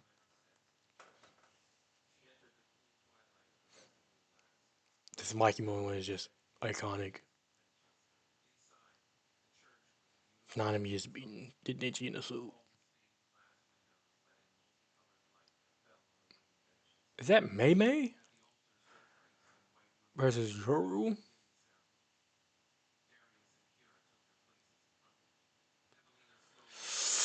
If I had to choose one, I would choose Yoru over Freak Mei Mei. This Kusakabe went over. I think this was what's her name's friend? The girl that's with your, I think that's her friend, and she was like the Justice Devil or some shit like that. But I'm going Kusakabe over that one. Sugano over the Death Devil. Yasu's Sugano over the Death Devil. Yeah, I don't really like them Mahito covers like that. I choose what's this the Fallen Devil, right? I choose the Fallen Devil over it. And the color looks great on that too. I mm, this one's better. That one's better, yeah, for sure. The Mike one was iconic. I ooh, this both good ones. But if I had to choose one, I'm choosing Nanami over it. This Nanami one is goaded. I'm choosing Nanami over Sukuna over Kusakabe. The Fallen Devil over this one. Mmm. This Nanami one is tough. But this Makima one is just so iconic. It's like, oh, damn. This is a tough one. But this, I gotta go this Makima one. Makima. So going to, damn.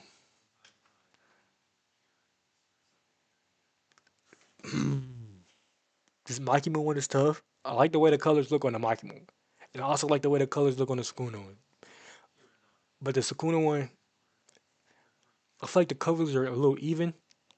So if I choose like when it comes down to it, I do feel like the art is better on this one. Like just like the how clean it looks. It like just look really clean.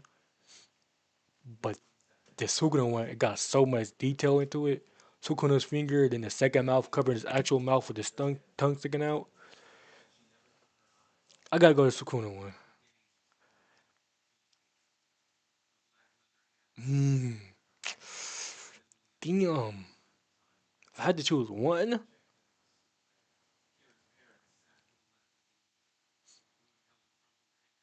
if I had to choose one, I'm not gonna lie. This is like my first time really seeing this one too. I didn't really see this because I don't actually own no Chainsaw Man covers actual mangas in person. I read the Chainsaw Man Part One and a little bit of Part Two on the Manga Plus app, but I actually own this JJK cover right here. Let me grab it right quick. Damn, my comics are falling. Yep, I own this. No, I don't got that Sukuna one. I got the other one. I got the Sukuna 25, not 14. Never mind. I do not own that one. I got it mixed up. I'm going to Chainsaw Man one. That's my first time seeing that one. That one's absolutely gas. I like the way the colors pop on that one. For sure.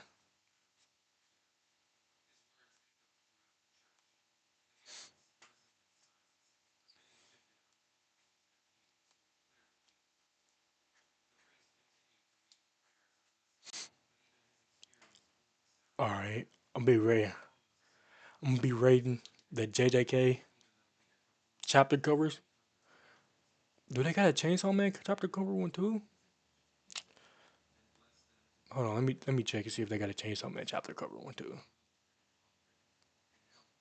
So I just did a Chainsaw Man vs JJK chapter covers video, and the Chainsaw Man chapter covers are goaded.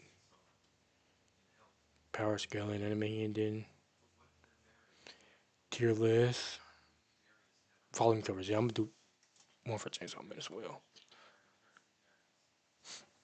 Let me zoom in so I can get a better look. Now let me zoom in. Alright, there we go. Megumi in his new way. Chapter cover 2. If I had to choose one for chapter cover 2, I'll put Megumi Z. Now this Gojo one. I fucks with Gojo. This Gojo one is going to S. The way the blue looks and then it bleeds into his hair. I don't like this Yuji one, the chapter number 1. Nabora one, I'll put Nabora B. Mm, B or A. I'll put Nabora one A actually. Total one, I'll put this total one's B. Mahito's is just a D. This Choso one is an S for me too. Choso one is like just fire. This chapter cover 7, I feel like just this one the best chapter covers in the entire series. This Toji one is a C, I bet. This Gato one is a C. That Geto Kenjaku I can't really tell. Mikomaru one is a B. Nanami is an S as well. Like I feel like Gege when he does his like close up look on the face, I feel like that's when he like really peaks with his cover art, like with his cover art when he does like the real close up look on the face. And ain't this a reference to another chapter cover art too of another series? I can't remember which one. It's Meme one. B B Kusakabe. I'll put this as B as well. The Sukuna one's a S. Just the details on his Sukuna and his fingers and then his second mouth covering his actual mouth with the tongue hanging out. That's elite as well.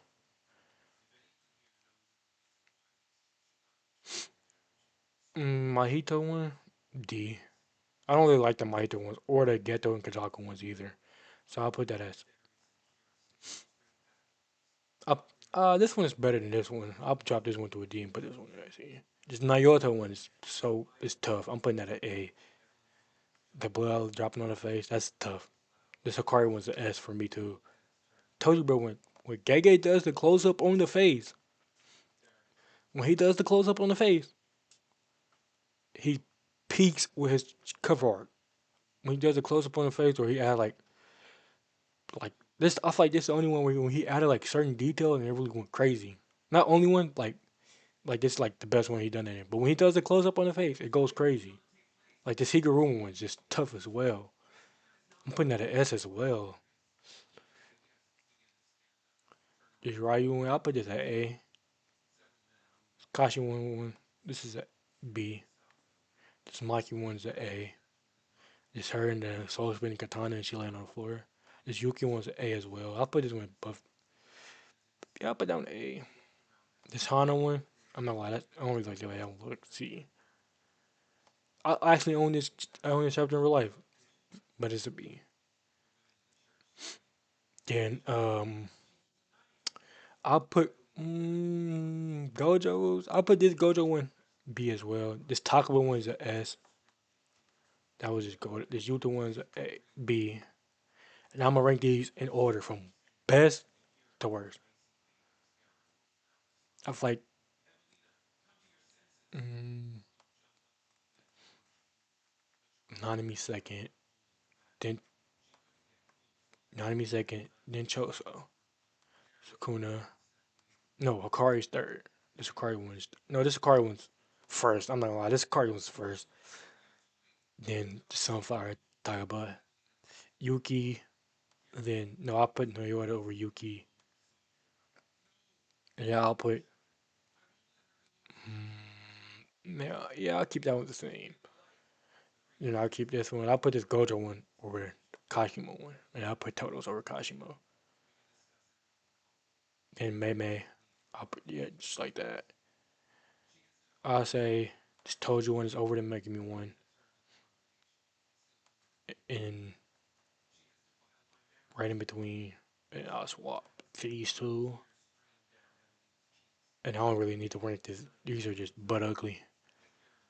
Yeah, I'm like, yeah, this is a valid tier list.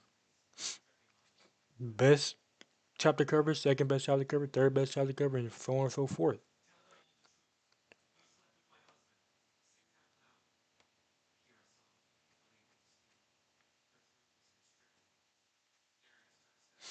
Yeah, I'm doing Chainsaw Man as well.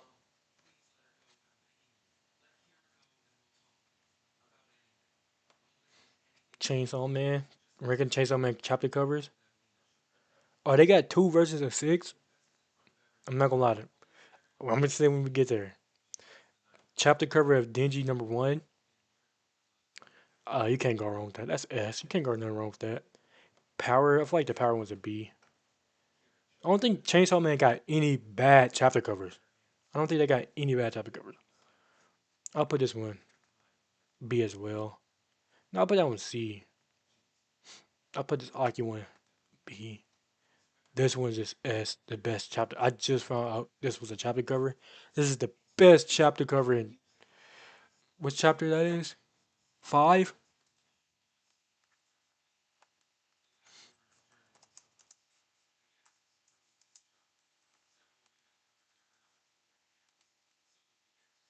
This is Chainsaw Man's best chapter cover, bro. Just the way the colors look on this. Oh my god. I might have to buy Chainsaw Man chapter 5 just to say I own this.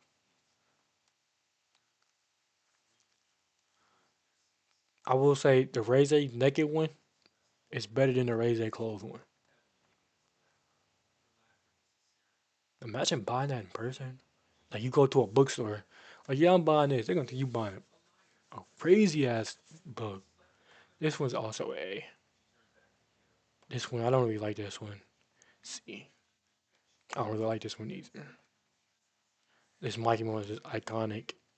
DJ in a suit A. Guru A. Nas line yes. Death Devil. Fami is goaded. I'll put that right there. And I'll put this one right here. Fallen Devil was this one's tough too. Now if I had to rank these, I'll say Mikey Man went over that one.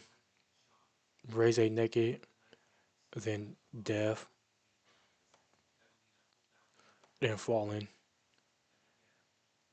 Now I'll put this one over Raise A Clothes. And I'll put Raise A Clothes right there. And I'll say this one is better than that one. And yeah, that's how I rank Chainsaw Man's chapter covers. Yeah, Chainsaw Man, I will give that to Fujimoto. I think that's his name. He doesn't miss with his chapter covers. Like, there's not a single bad one. Like, with Gay Gays, it was, like the Mojito ones I generally found to be butt ugly. But with Chainsaw Man, I wouldn't consider none of the chapter covers ugly. Like, none of them. Yeah, they was not that half bad.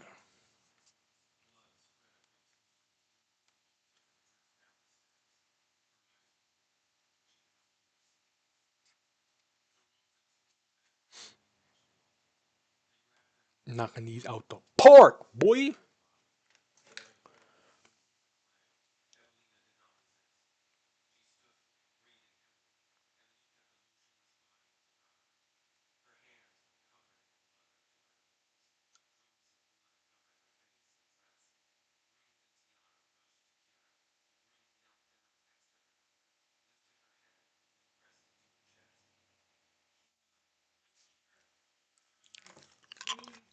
Now I'm dumb thirsty.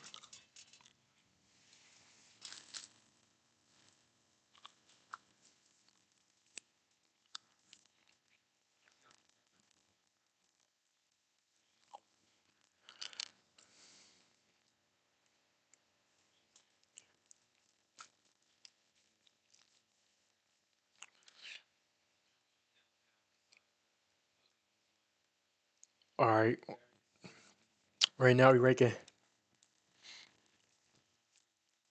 animation films that's not Disney. Open Season's better than Robots. Open Seasons was tough as a kid, bro. I probably watched this movie like 100 times. Probably watched all the Open Seasons like 100 times, bro. Open Season was so good as a kid. I don't know how it stands up now that I'm an adult though.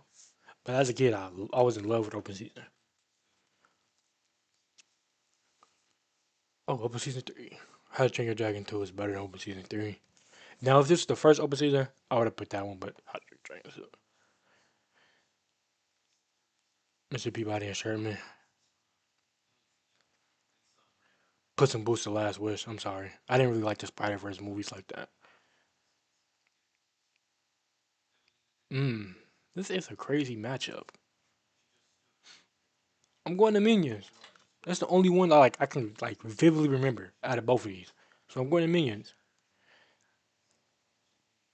Yeah, that's the only one I can remember out of both of these. Shrek 2 or the Penguins of Madagascar? Damn.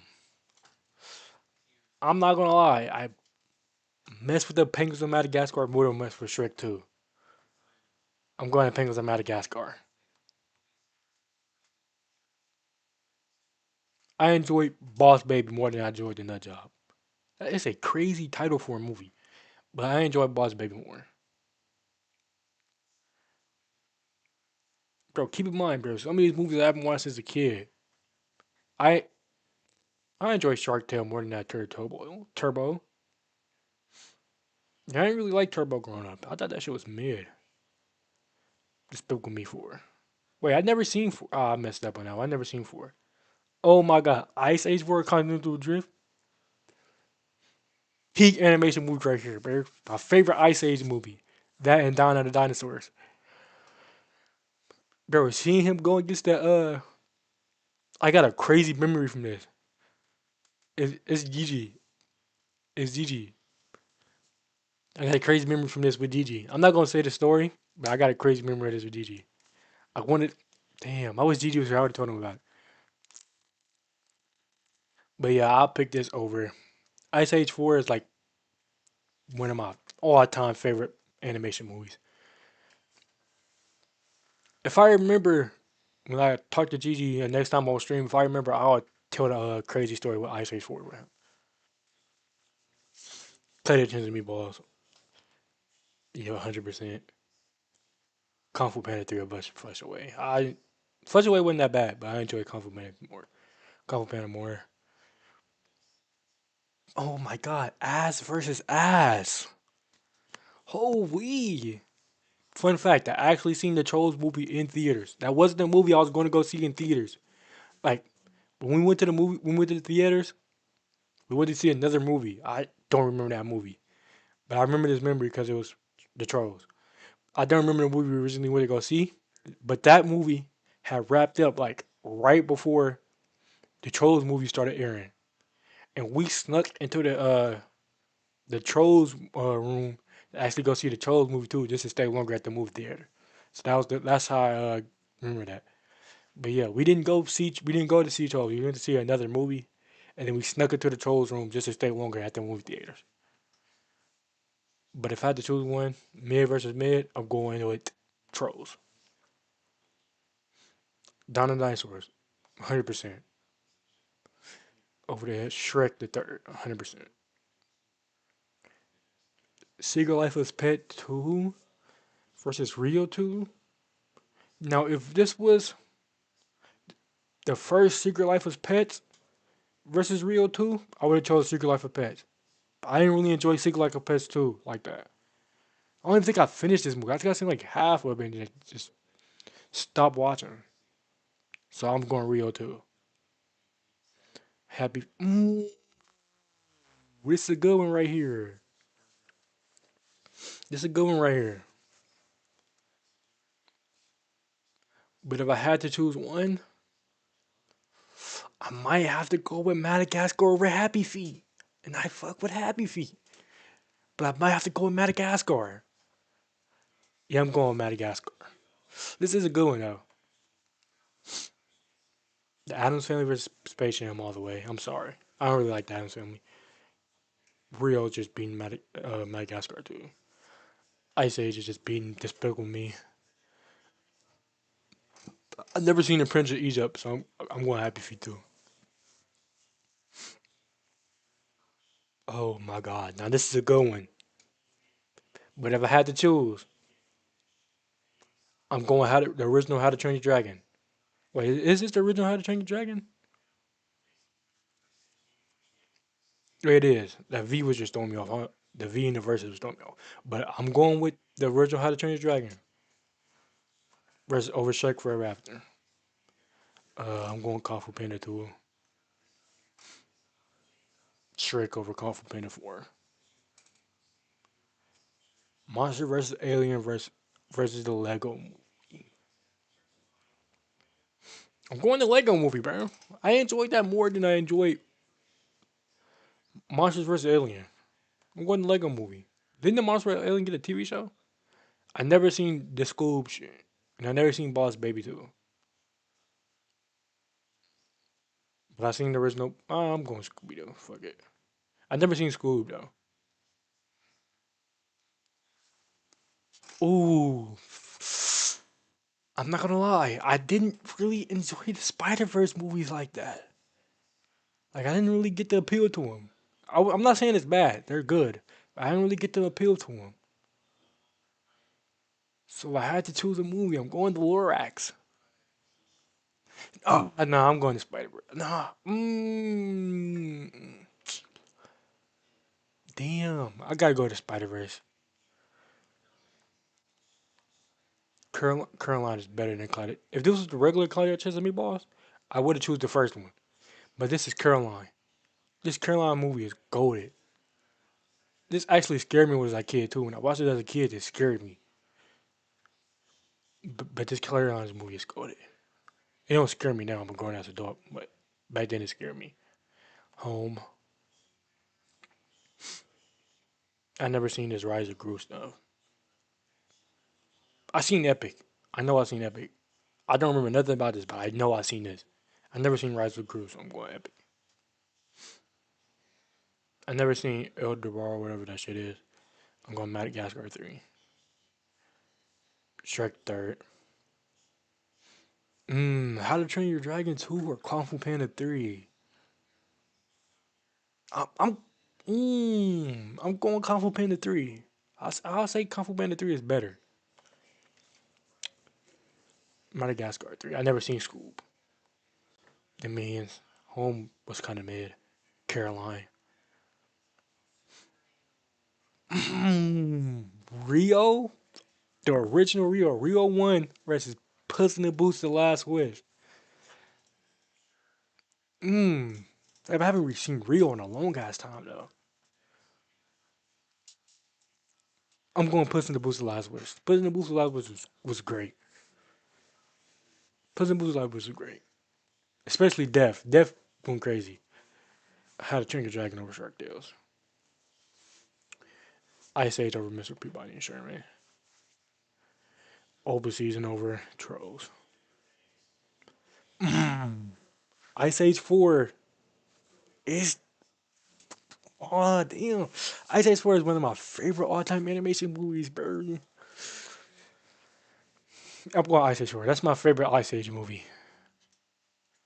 I'm not saying it's one of my favorite all time movies, but it could be beat out of these movies right here. Out of these upcoming movies. It could be beat. So it might not win. But that being said, Shrek is beating Boss Baby. No 10-0 sweep.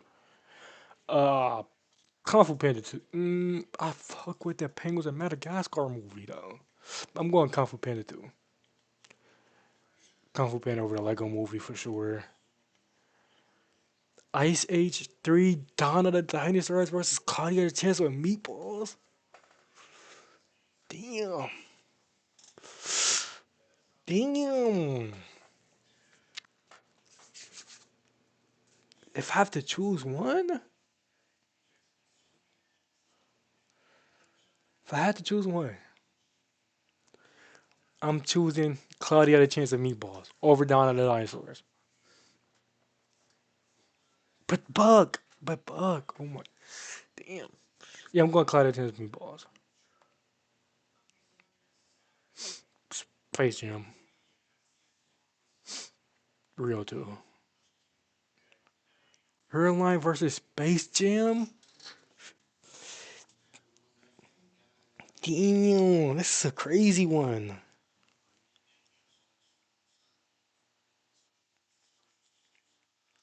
If I'm talking about just as a movie, like, cause I love basketball. So if I'm talking about just as a movie, I gotta go with Caroline. Like it was one of the few like animation movies that scared me as a kid. Now I do fuck with Space Jam, but Caroline, I feel like that's a great movie, great animation film. Ice Age 4, open season. Kung Fu Panda 3. Kali had a chance of Meatballs versus Shrek. I gotta go with Shrek. Shrek is this all time animated movie. I gotta go with Shrek. Kali had a chance of Meatballs up there too. But there's not much animation movies that's beating Shrek. Puss in the Boots for sure. Kung Fu Panda for sure. I'm sorry. Kung Fu Panda 2. Kung Fu Panda 1 is better than Kung Fu Panda 2. Sorry to see my open season movie go. I probably seen you 100 times as a kid. I'm sorry to see you leave. But if I have to choose a movie, I'm telling you, there's not much animation movies that beats Shrek.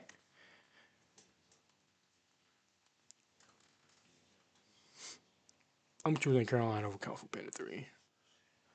Ooh, listen, Boosted Last Wish. I feel like these both got like all-time great animated movie villains, bro. Like Ice Age 4. Like when people talk about all-time great, bro, animated movie villains, people don't really talk about the monkey, bro. I'm telling you, bro. People don't really talk about the monkey. I forgot his name though. I forgot his name. People don't really talk about the monkey.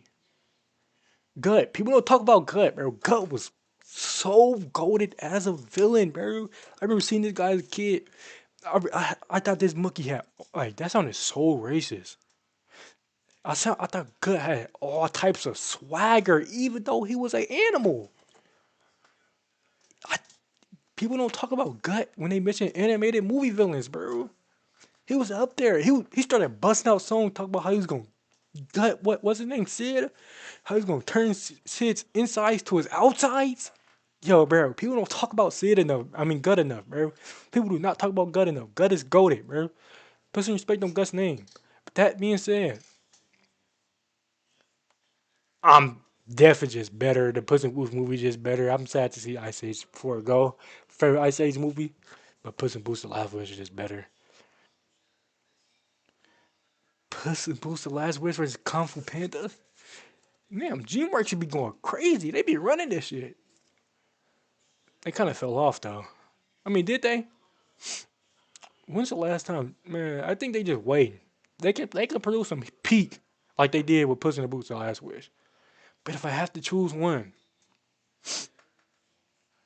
and this just might be recency bias, because I haven't seen Kung Fu Panda, like OG Kung Fu Panda, in a long ass time. So this might just be recency bias. But I have to go Puss in Boots: The Last Wish. The way this like the way the movie set up, Puss in Boots just wasting his life, just realized he actually want to enjoy his last one with his girl, and then Death, how Death was treated in the movie. I just gotta go that. Caroline Shrek. Caroline versus Shrek. Caroline might lose here. Caroline's a great, great, great film. Don't get me wrong. But there's not much animated movies that just beats Shrek 1. I'm sorry. Even in recent times, there's not much animated movies that beat Shrek 1. So I gotta go Shrek. Puss in Boots, I'm sorry. I don't think it beats Shrek yet. I don't think it beats Shrek yet. Yeah, I don't think it beats Shrek yet. Maybe do time. Shrek is a. I give Shrek that.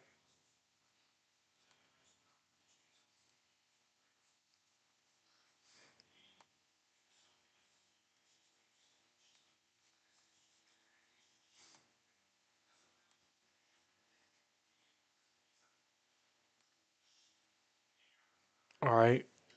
Today I'm be ranking the greatest Disney Channel shows.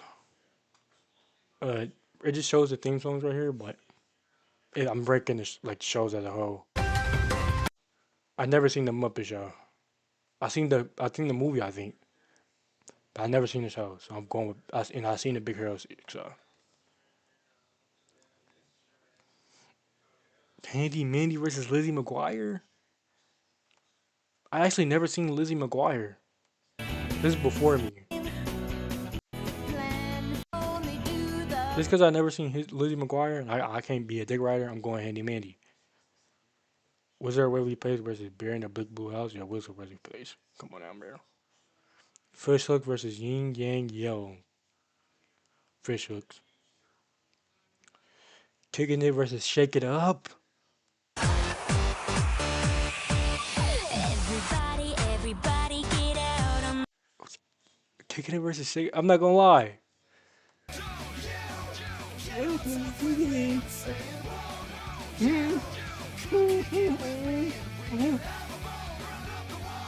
I'm going, bro. I'm going Kicking It, bro. I'm sorry.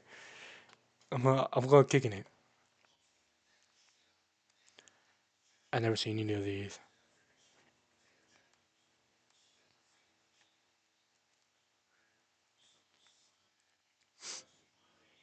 Never seen any of these. I fuck with Tarzan. America Dragon versus Mickey Mouse Clubhouse. But to make the clubhouse appear, we get to say the magic words. Miska, Muska, Mickey Mouse. Say it with me. Miska, Muska, Oh, I didn't even press Mickey. that. American Dragon. I go. I gotta go American Dragon. Oh, I've never seen either of these. Kick Buskowski! Kick! Kick! Kick Buskowski! I'm going Kick Buskowski, bro.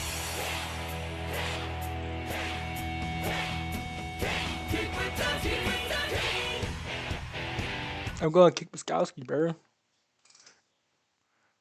I never seen Robot Monkey Team Hyper Force Go. That was a crazy name. I never seen either of these either. Wanda Over Yonder. I never I never really liked it. That's So Raven. I know some people liked it, but I never really got the appeal of That's So Raven. I did get the appeal of Wander Over Yonder though. The Wander Over Yonder was tough. Watch this. Listen to this. Hold on. I'm finna call my sister real quick. And watch what she say. Watch what she say. Finna call my sister and watch what she say.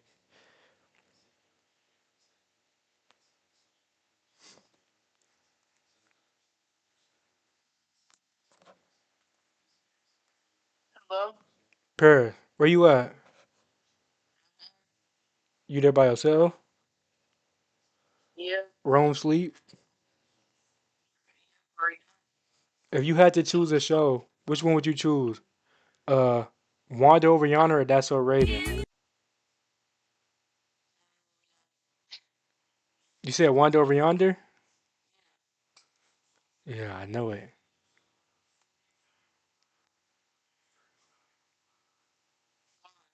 Oh, cause I was doing on my stream, I was doing the best Disney Channel shows of all time. It was That's So Raven versus Wander Over Yonder.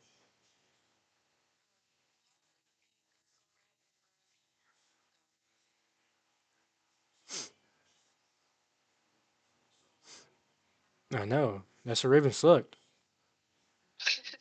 She was bun. It was. Wander Over Yonder is a better show, man. Even though Wander Over Yonder was stupid, it's better than That's So Raven.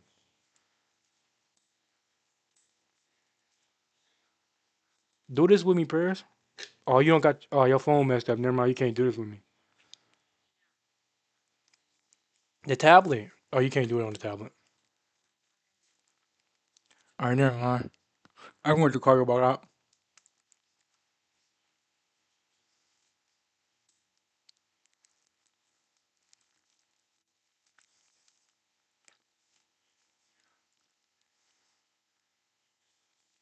That being said, I'm taking Phineas and Ferb over. No, ooh, this I wasn't even paying attention. Is this like the regular show? Take Two with Phineas and Ferb. I don't think this is regular Phineas and Ferb. Yet it's not. I'm going Sweet Life of Zack and Cody. If that was regular Phineas and Ferb, that would have been actual talks. But that wasn't. That being said, I'm taking Kim Possible. Little Einsteins. My Babysitter's a Vampire. Oh my god, My Babysitter's a Vampire was so good as a kid. Yo, y'all, if y'all never seen My Babysitter Vampire airing on TV, bro, y'all missed that on the movie and the show. If y'all never seen that airing on television, if y'all never had to watch that at night, my older stepbrother used to be scared to watch My Babysitter Vampire at night. That's how active My Babysitter Vampire gets. And it got one of the worst cliffhangers of all time, man. But this theme song on My Babysitter Vampire gotta go crazy. Listen. Nice but night with a heart that's fresh. She's the girl next door. I'm telling you, bro. There's just not much peak you can get from My Babysitter's Vampire on Disney Channel, bro. 100%. This shit was so good, Aaron. Mighty Mad. Casey Undercover. Austin Alley versus Dog with a Blog.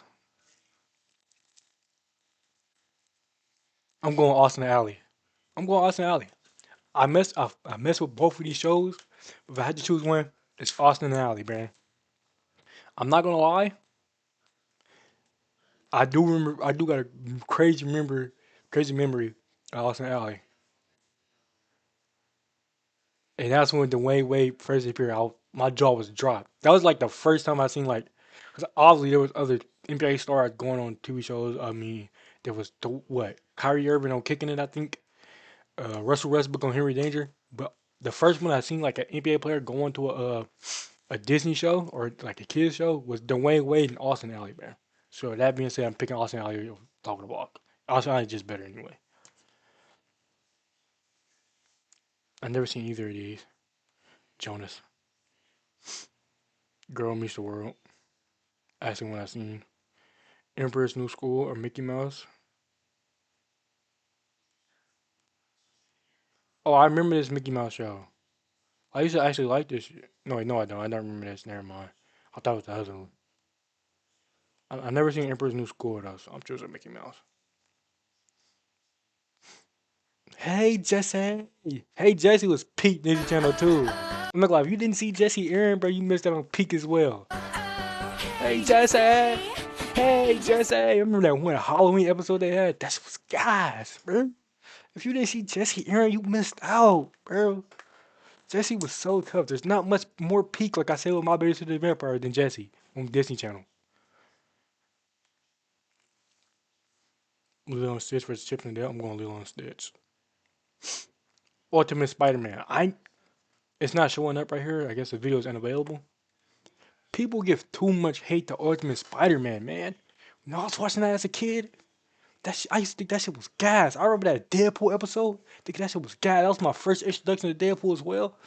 People give too much hate to Ultimate Spider-Man, bro. I thought that shit was gas. Granted, I was a kid, so I wasn't really paying attention to, like, story arcs and stories like that. I was just in there for like hype shit, Spider-Man versus Doc Ock type shit.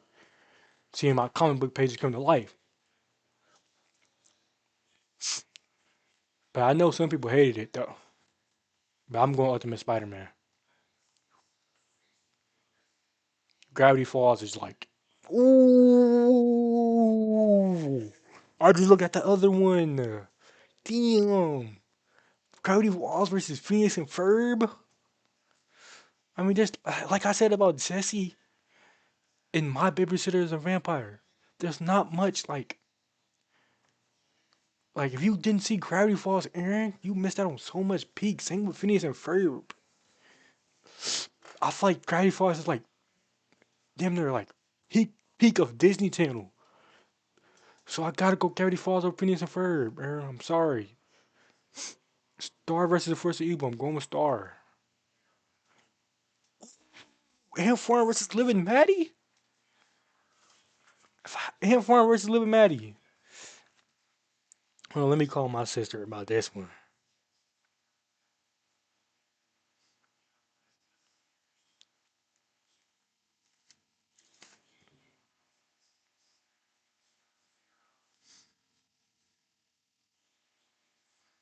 Dang, she not answering?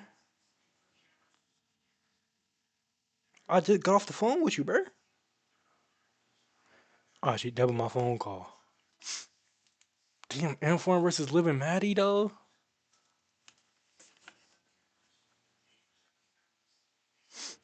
If I had to choose one out of Inform or Living Maddie,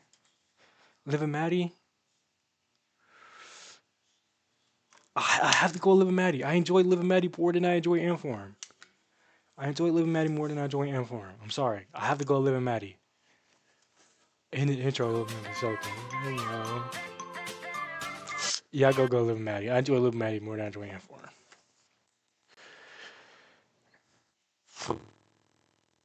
I never seen Fillmore, bro. I never seen Raven Homes either, so technically I could choose Fillmore. Good Luck Charlie versus Randy Cunningham in the ninth grade. Oh, this. I fuck with Randy Cunningham. But if I had to choose one, like you just can't miss out on Good Luck Charlie. Oh, I meant to play the song. I didn't meant to pick. I mean, you just couldn't miss out on Good Luck Charlie. I'll choose a Jesse over Corey in the House. The Proud Family. I never seen either of these either. Jesse over Mighty Mad. My Base in his Vampire with Fillmore. Kicking It versus Austin and Alley. Damn, if I have to choose one, I gotta go with Kicking It. I, never mind. I might have to go Austin and Alley. I mess with Austin Moon, man. I mess with Austin. I gotta go Kicking It. I can't. Damn, this is a good one. I gotta go Kicking It though. American Dragon. Sweet Life of Zack and Cody.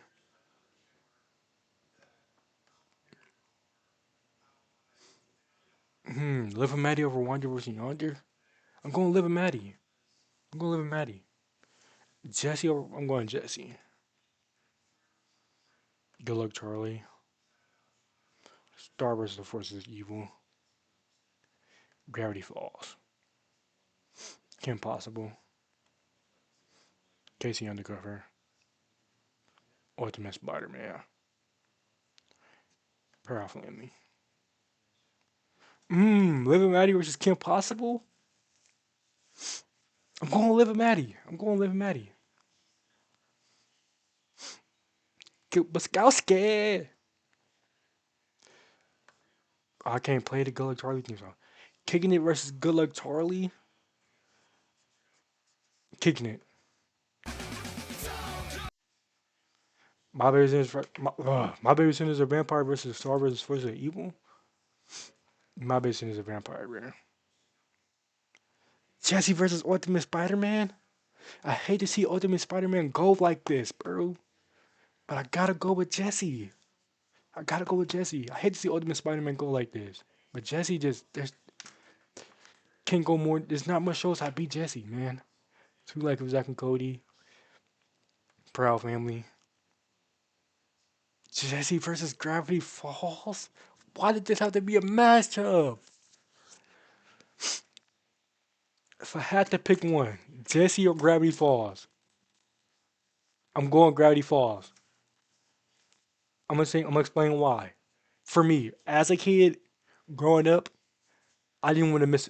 I could miss an episode of Jesse, and I'd be like, oh, I didn't really care. I didn't want to miss a single episode of Gravity Falls. I remember when Roy McGadden first aired, and I was supposed to go to my dad's house. I literally told my dad not to come pick me up. I literally said, "Don't come pick me up. Come get me tomorrow morning," because I wanted to watch Gravity Falls, and I didn't want to miss the episode. So I gotta go Gravity Falls, bro. It really made me not want to miss a single episode of Gravity Falls. Picking it versus My Babysitter's a Vampire. I'm going My Babysitter's a Vampire, bro.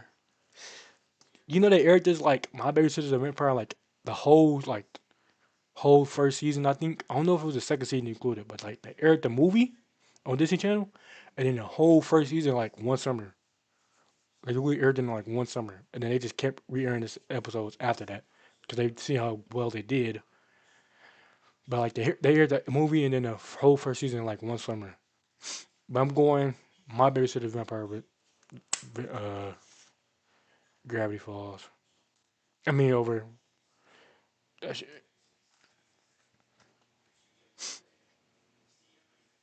Hello? Oh, I didn't mean to call you. I didn't mean to call you.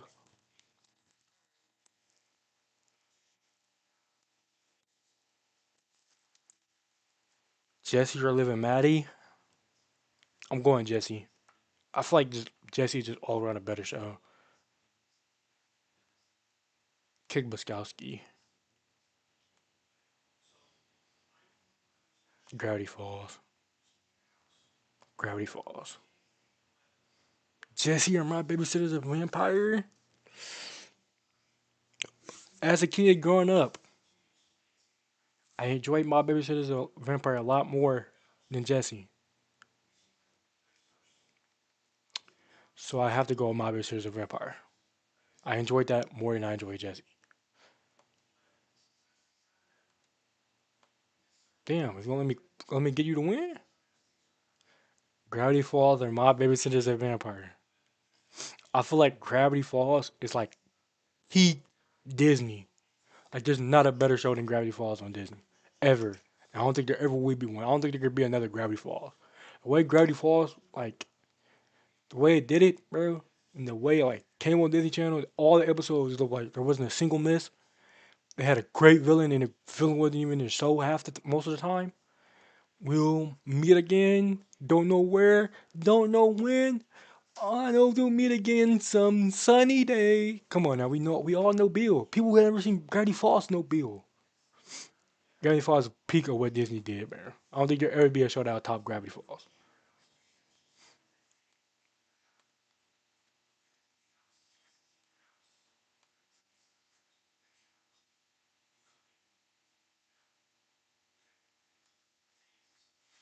Ranking Disney Channel shows. I never seen either of these. I'm going. I know I heard of Rem and Snippy though. So I'm going Rem and Snippy. Avatar: The Last Airbender. Are You Afraid of Dark Avatar? Damn, why none of the Nickelodeon shows showing up? Thornberry, Chalk Zone, iCarly. Yeah, I'm just not doing Nickelodeon, bro. They're not showing up. I don't want to do Nickelodeon. If it's not gonna show up, bro, I'm not doing Nickelodeon. I'm not looking at a blank screen.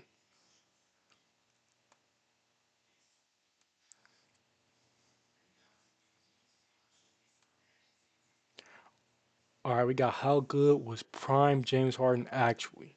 Non-stop. By non-stop. Let me like the video. I feel like there's no better shooting guard than prime James Harden. Not that bald rim runner back in the 80s and 90s on the Chicago Bulls. Not that short guy with braids doing a crossover, spamming that move over and over again.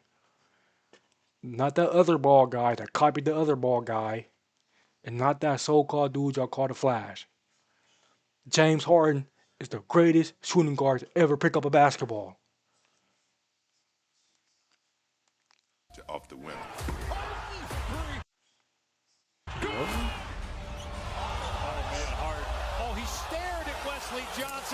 Like, look at that play, bro. Just look at that play. Dropped them, then stared them down. Dropped them and stared them down. Look at that. Oh my God. Wesley Johnson haven't recovered from this since. Genuinely, what other team you been on besides the Clippers? You can't name them. Oh, he stared at Wesley Johnson. He's an NBA MVP, a 10-time All-Star, a 2-time assists leader, and a 3-time scoring champion.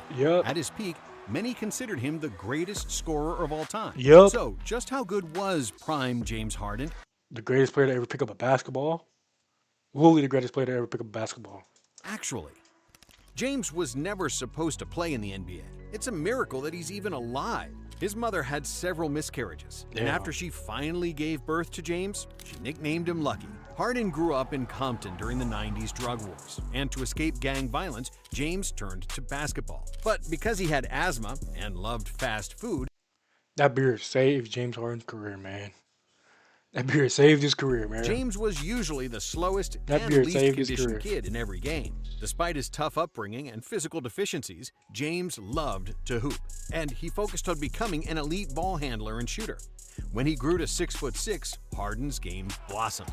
And as a high school senior, James became a McDonald's All-American. As a sophomore at Arizona State, Harden averaged 20 points, 6 rebounds, and 4 assists, and was named Conference Player of the Year and a consensus first-team All-American. Going into the 2009 NBA draft, Harden still looked a little chubby, and many scouts believed he had limited athletic potential. But after he dominated at the NBA Draft Combine, showing amazing agility and explosiveness, OKC selected him with the 3rd overall pick.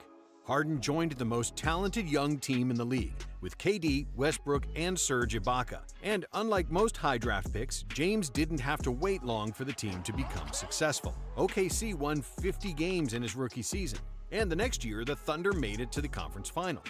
But it was during his 3rd season when James started to become a big problem for everyone in the NBA.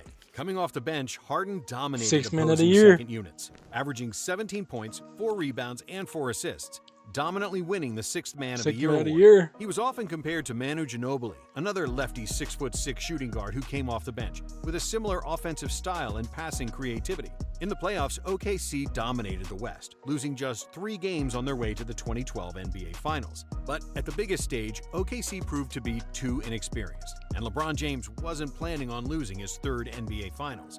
The Heat defeated the Thunder 4-1, and Harden was used as a scapegoat for the loss. Unlike Manu Ginobili, who was always super clutch, Harden disappeared in the final. Hey, when we tell the story of how James Harden became my favorite NBA player, I think it was 2K. I was playing 2K.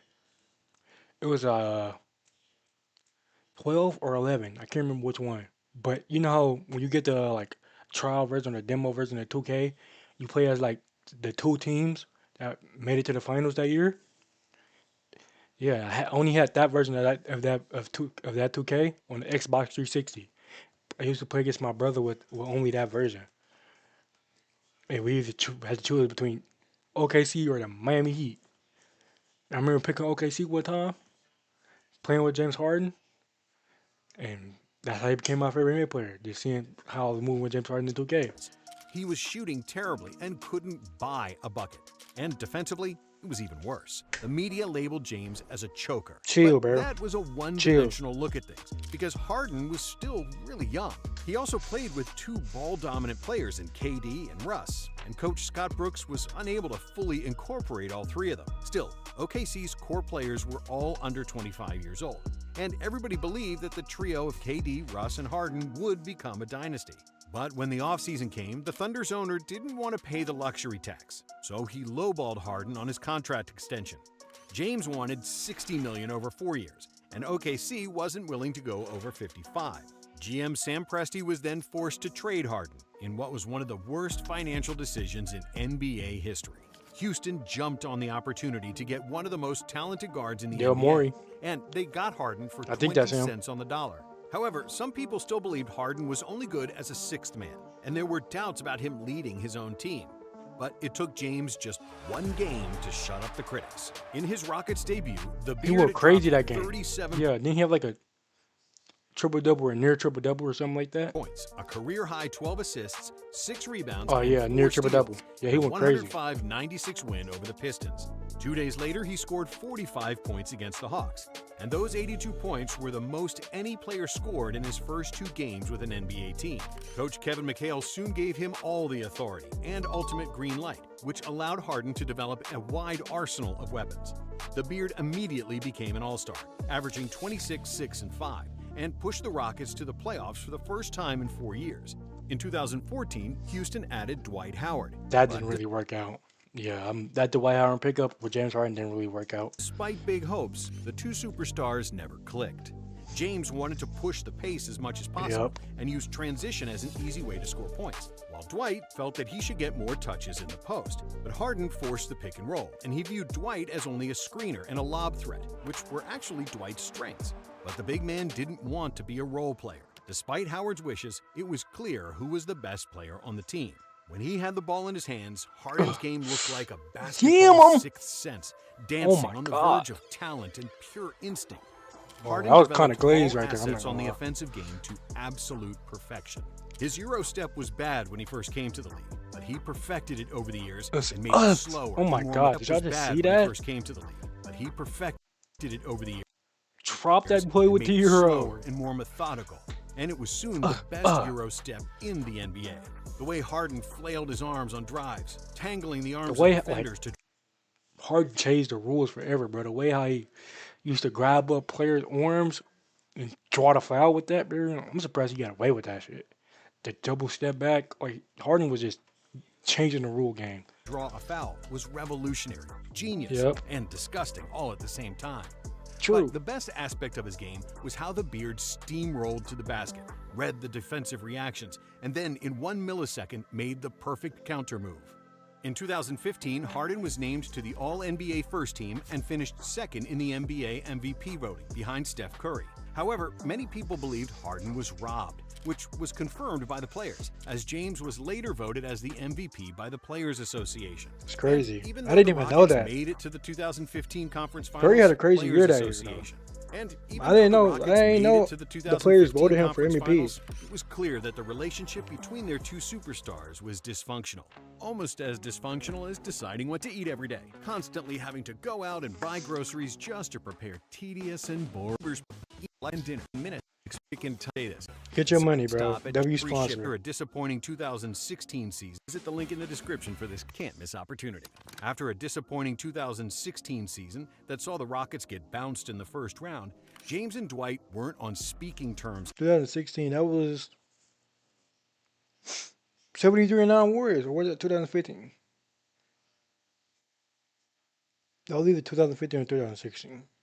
Then again, those Warriors teams was just the greatest, like and some Howard of the greatest was basketball soon teams traded ever. to Atlanta. I mean, that The 2017 73-9 Warriors team wasn't that good on paper, but they flowed together so well that it looked like the greatest team ever. That was the greatest team ever in my eyes. But I feel like the greatest team ever assembled.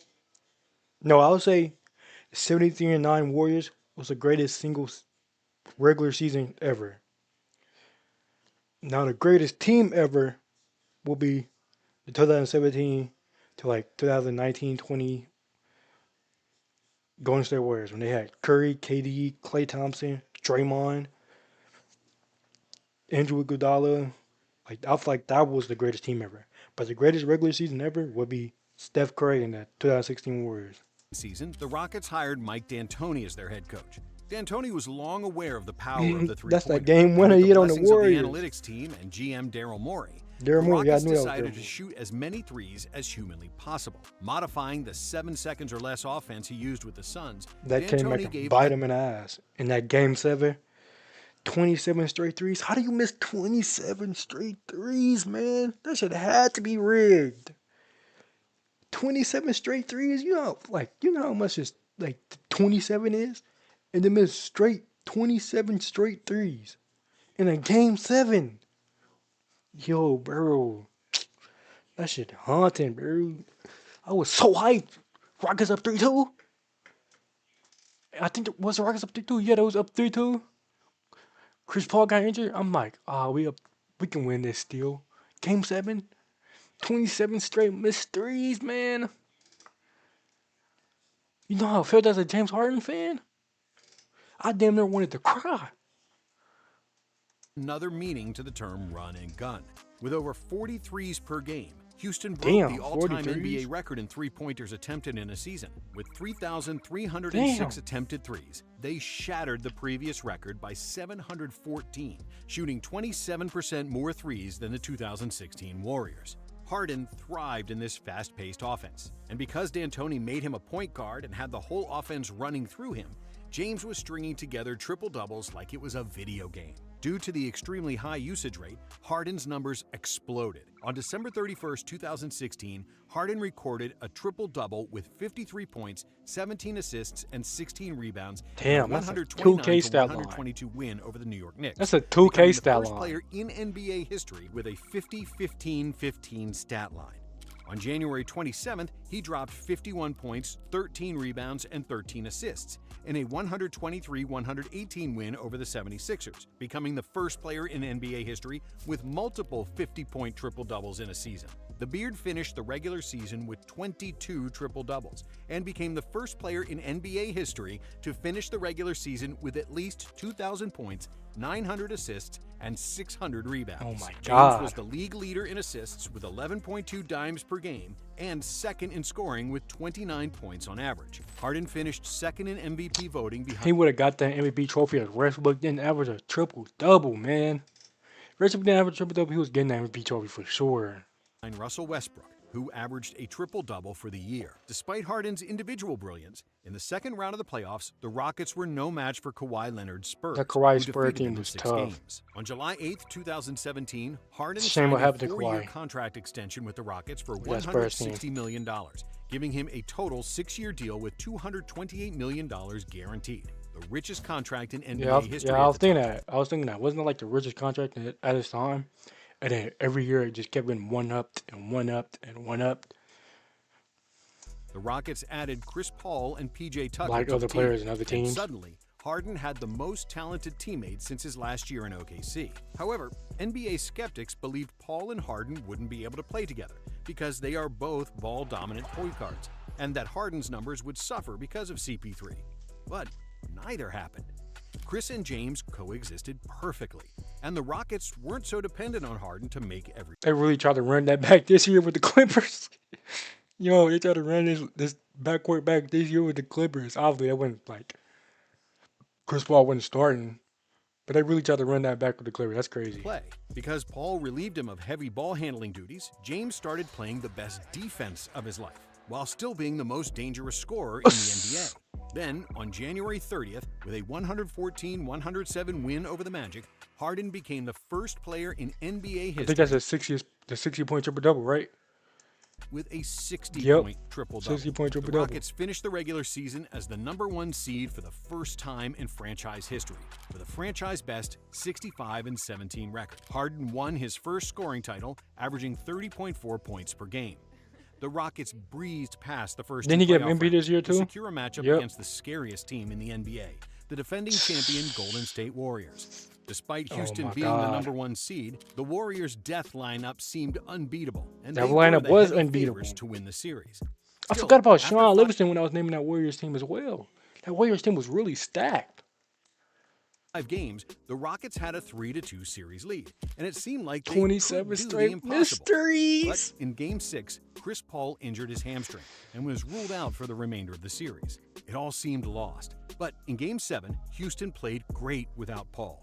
They limited the best offense in the NBA to just 43 points and held an 11-point lead at the half. But in the second half, the Rockets missed an NBA record 27 consecutive three-pointers, making just 7 out of 44 shots from deep. With that kind of cold streak, Harden and company lost the lead, the game, and the series. One half of basketball, 2 games. I just can't, bro. I can't. Now Now I'm playing. I can Game watch 6 it. I and can watch 7. it. One half of basketball. I can watch it. 2 games. Game 6 and 7. One half of basketball. We just didn't have the same energy that we had in that first half. Our pace. So it's extremely frustrating. But it wasn't all negative, because Harden was named the NBA Most Valuable Player, finally winning the award after 2 second-place finishes. Now, after the best regular season in franchise history, it was logical for the Rockets to lose some steam. However, nobody expected their complete downfall. Harden In the 2019 exploded. season, Houston lost key defensive pieces in Trevor Ariza and Luc Mbah a Moute, and replaced them with Carmelo Anthony, who made their offense stagnant and their defense leak more than the Titanic. The Rockets were badly organized and disunited. And then they also lost Chris Paul due to an injury. With an 11-15 losing record and without their second-best player, it seemed like the Rockets would miss the playoffs. And then James Harden went... I remember this season so much, bro. I remember like, cause I wasn't watching actual NBA games, but I was in school and shit, and I was doing other shit. I was being a kid, but I remember like waking up in the morning, either checking a box score or like watching a Chris Moore video and like seeing like what crazy game James Harden had this night. Like what's James last night? Every day, just waking up trying to see what crazy game James Harden had another night, this night, this night, this night. And bro, it was game after game. He was going crazy, bro. I remember he had that what? It was 61 against New York. I think it was 61 against New York City, New York Knicks. I remember that game. I remember that game. I remember watching that Chris Moore video about that. The Beard It was dropped crazy. 30 or more points in 32 straight games. In 18 of those games, Harden scored 40 or more points. 4 times he had at least 50, including a 61-point performance at Madison Square Garden. James had a streak of 5 straight games over 40 points. And in a totally different 5-game stretch, he averaged 52. Damn. Harden finished the season averaging 36.1 points, 7.5 assists, and 6.6 rebounds, becoming just the 4th player in NBA history to average 36 points per season, after Chamberlain, Jordan, and Elgin Baylor. During his historic season, the Beard changed basketball forever. Yep. Before 2019, Harden's left drive was arguably the most devastating offensive move in the entire NBA. The sheer volume of his drives put constant pressure on the defense, and his playmaking brilliance limited the amount of help that teams could send at him. Perfect ball control and silky He dribbling just broke Rubio limited the amount down, of help bro. that teams could I send remember at him. seeing this right Perfect here. ball control Just broke and him silky down. dribbling, combined with exceptional strength and an elite first step, allowed Harden to create an advantage right at the start of the action. You knew he was going to go left 80% of the time. But because he'd do something else, the I remember other when he had 20 that was gonna go crazy left poster on 80% JaVale of the McGee. time. Oh my But God, because bro. he'd do something else, the other 20%, you couldn't cover him. Even if everything failed, his head feints and foul drawing would bail him out. And that's what made him an ultimate scoring machine. But in 2019, Harden was no longer using the left drive as his primary step source back. of offense. Oh my Instead, days. That double he step perfected back. a signature shot that was basically unguardable, the step back three-pointer. The move was so effective that he started using it often, abnormally often. Harden was launching so many step-back threes that opposing guards started defending him in a way that was almost comical. Guard him It's with a the shot hands that behind the can't be back blocked. and So guard him from defenders actually behind the started back. guarding him from behind. Like, this is so crazy. Like Comical. It's a shot that can't be blocked. So defenders this actually is literally so crazy. Imagine guarding somebody from their back. That's how deadly his step back was. Like, you gotta go to the paint. We not letting you do no step back three. You gotta go to the paint. Like, this is so crazy. started guarding him from behind just to stop him from shooting a three. I mean, it kind of More did than work when you passed it out. 60% of Harden's shot attempts were threes.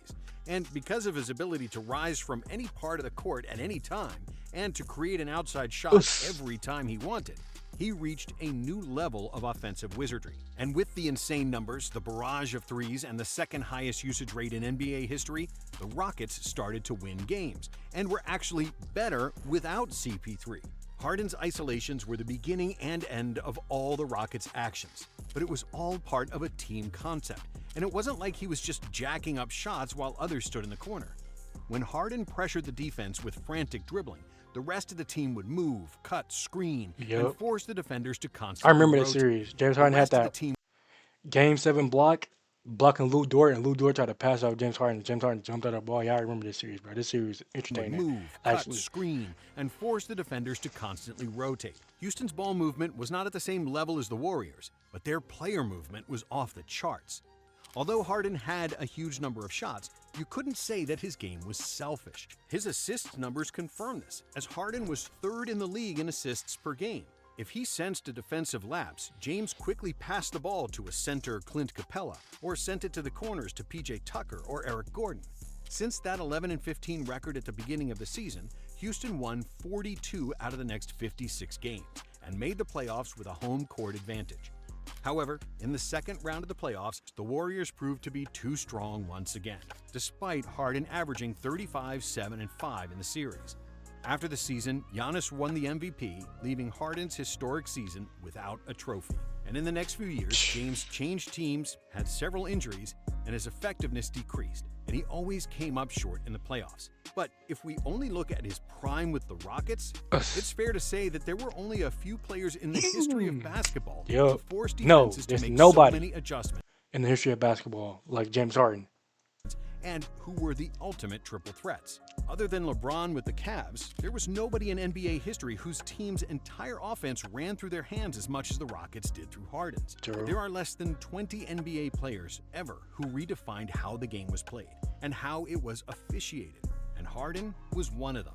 But despite being a basketball genius, James was never, and never will be, a favorite among neutral fans. Harden flopped too much in the past. He draws too many fouls, which kills the pace of the game. He dribbles too much. James Harden, to me, what he's accomplished, 3 years ago, we said, I would hate to play with this guy. Yeah. He dribble, and then shoots a step back three. He doesn't always play defense and spends a lot of time in strip clubs. When it was most important, Harden wasn't clutch. And he has a rich history of inefficient shooting in the playoffs. Though he hasn't worn a ring, there's no denying that Harden is a brilliant basketball player. Out of all shooting guards ever, only Jordan, Kobe, and D-Wade had better careers than James. Even if you dislike him, you have to admit that prime James Harden was a basketball innovator. Prime James Harden was unstoppable, who changed the game forever. Granted, did he change it in a good way? We don't know. Time will tell. But he was unstoppable, and he changed the game. One of the best offensive players of all time. That was a great video. Shout out Nonstop for an amazing video.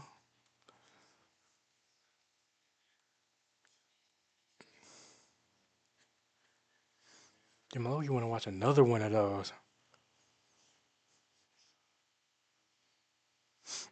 Nah, I'm gonna save them for tomorrow. I'm gonna do this last reaction, then I'm off.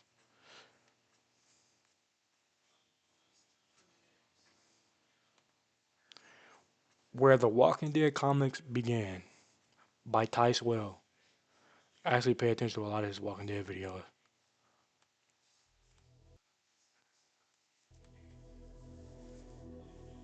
Alright folks, today I'm here to bring you through through the first volume of the Walking Dead comics. Show love to the original video by Ty Swell. How the Swell. series came to be. Always it's no secret, always show love I have to the a original habit of videos. covering story arcs out of order from this franchise, so I figured I should probably break that trend and start from the beginning. If you're enjoying this type of content, be sure to hit that like button and drop a sub to see more videos like this. Our story begins in the early 2000s as a young comic book writer named Robert Kirkman and Robert Kirkman really created 2 all-time great comic books, and he was one of the creators of the all-time great TV show, and it could be one of the creators of an all-time great animation TV show, Invincible and The Walking Dead. Robert Kirkman really went crazy, and I think he's currently helping out with a Transformers run right now too. Robert Kirkman's been going crazy. Artist Tony Moore would begin developing a story based around Kirkman's childhood past. Didn't he lie to get The Walking Dead approved by saying it's like aliens or something like that? I don't know. I can't remember. I know there was a lie he told to get The Walking Dead approved, because I feel like he probably thought like the original story probably wasn't gonna get approved like that. Probably wasn't good. But I remember I read somewhere of him of reading somewhere of him having to lie to get The Walking Dead comic book approved. Zombies. After Image And the Comics reason why the original comic book was black and white was because it was cheaper to make it that way than add color. But I think they are making color chapters for The Walking Dead comic book now. I don't know where they at currently, but there are cover chapters. turned down their original pitch for a futuristic zombie story titled Dead Planet, Kirkman and Moore were determined to get their concept right, stepping back and taking a more traditional approach to the genre. The first iteration of The Walking Dead was conceptualized as a sequel to George A. Romero's Night of the Living Dead. That's what he told him. Taking place in the 1960s. Yep, we that's can what he see told this him. on display as Tony Moore's first sketch for the story's initial pitch depicted the same newscaster from the classic horror film. Although Night of the Living Dead was in public domain due to a mess up with distributors, Jim Valentino, publisher of Image Comics, suggested Kirkman use an original concept to help it stand on its own 2 feet. The version of the original 5-page pitch Kirkman released years later would see the direct references to Night of the Living Dead toned down, but its clearly inspiration was still there. The pitch begins with a totally different newscaster explaining the dead. Then he, I think I remember this pitch.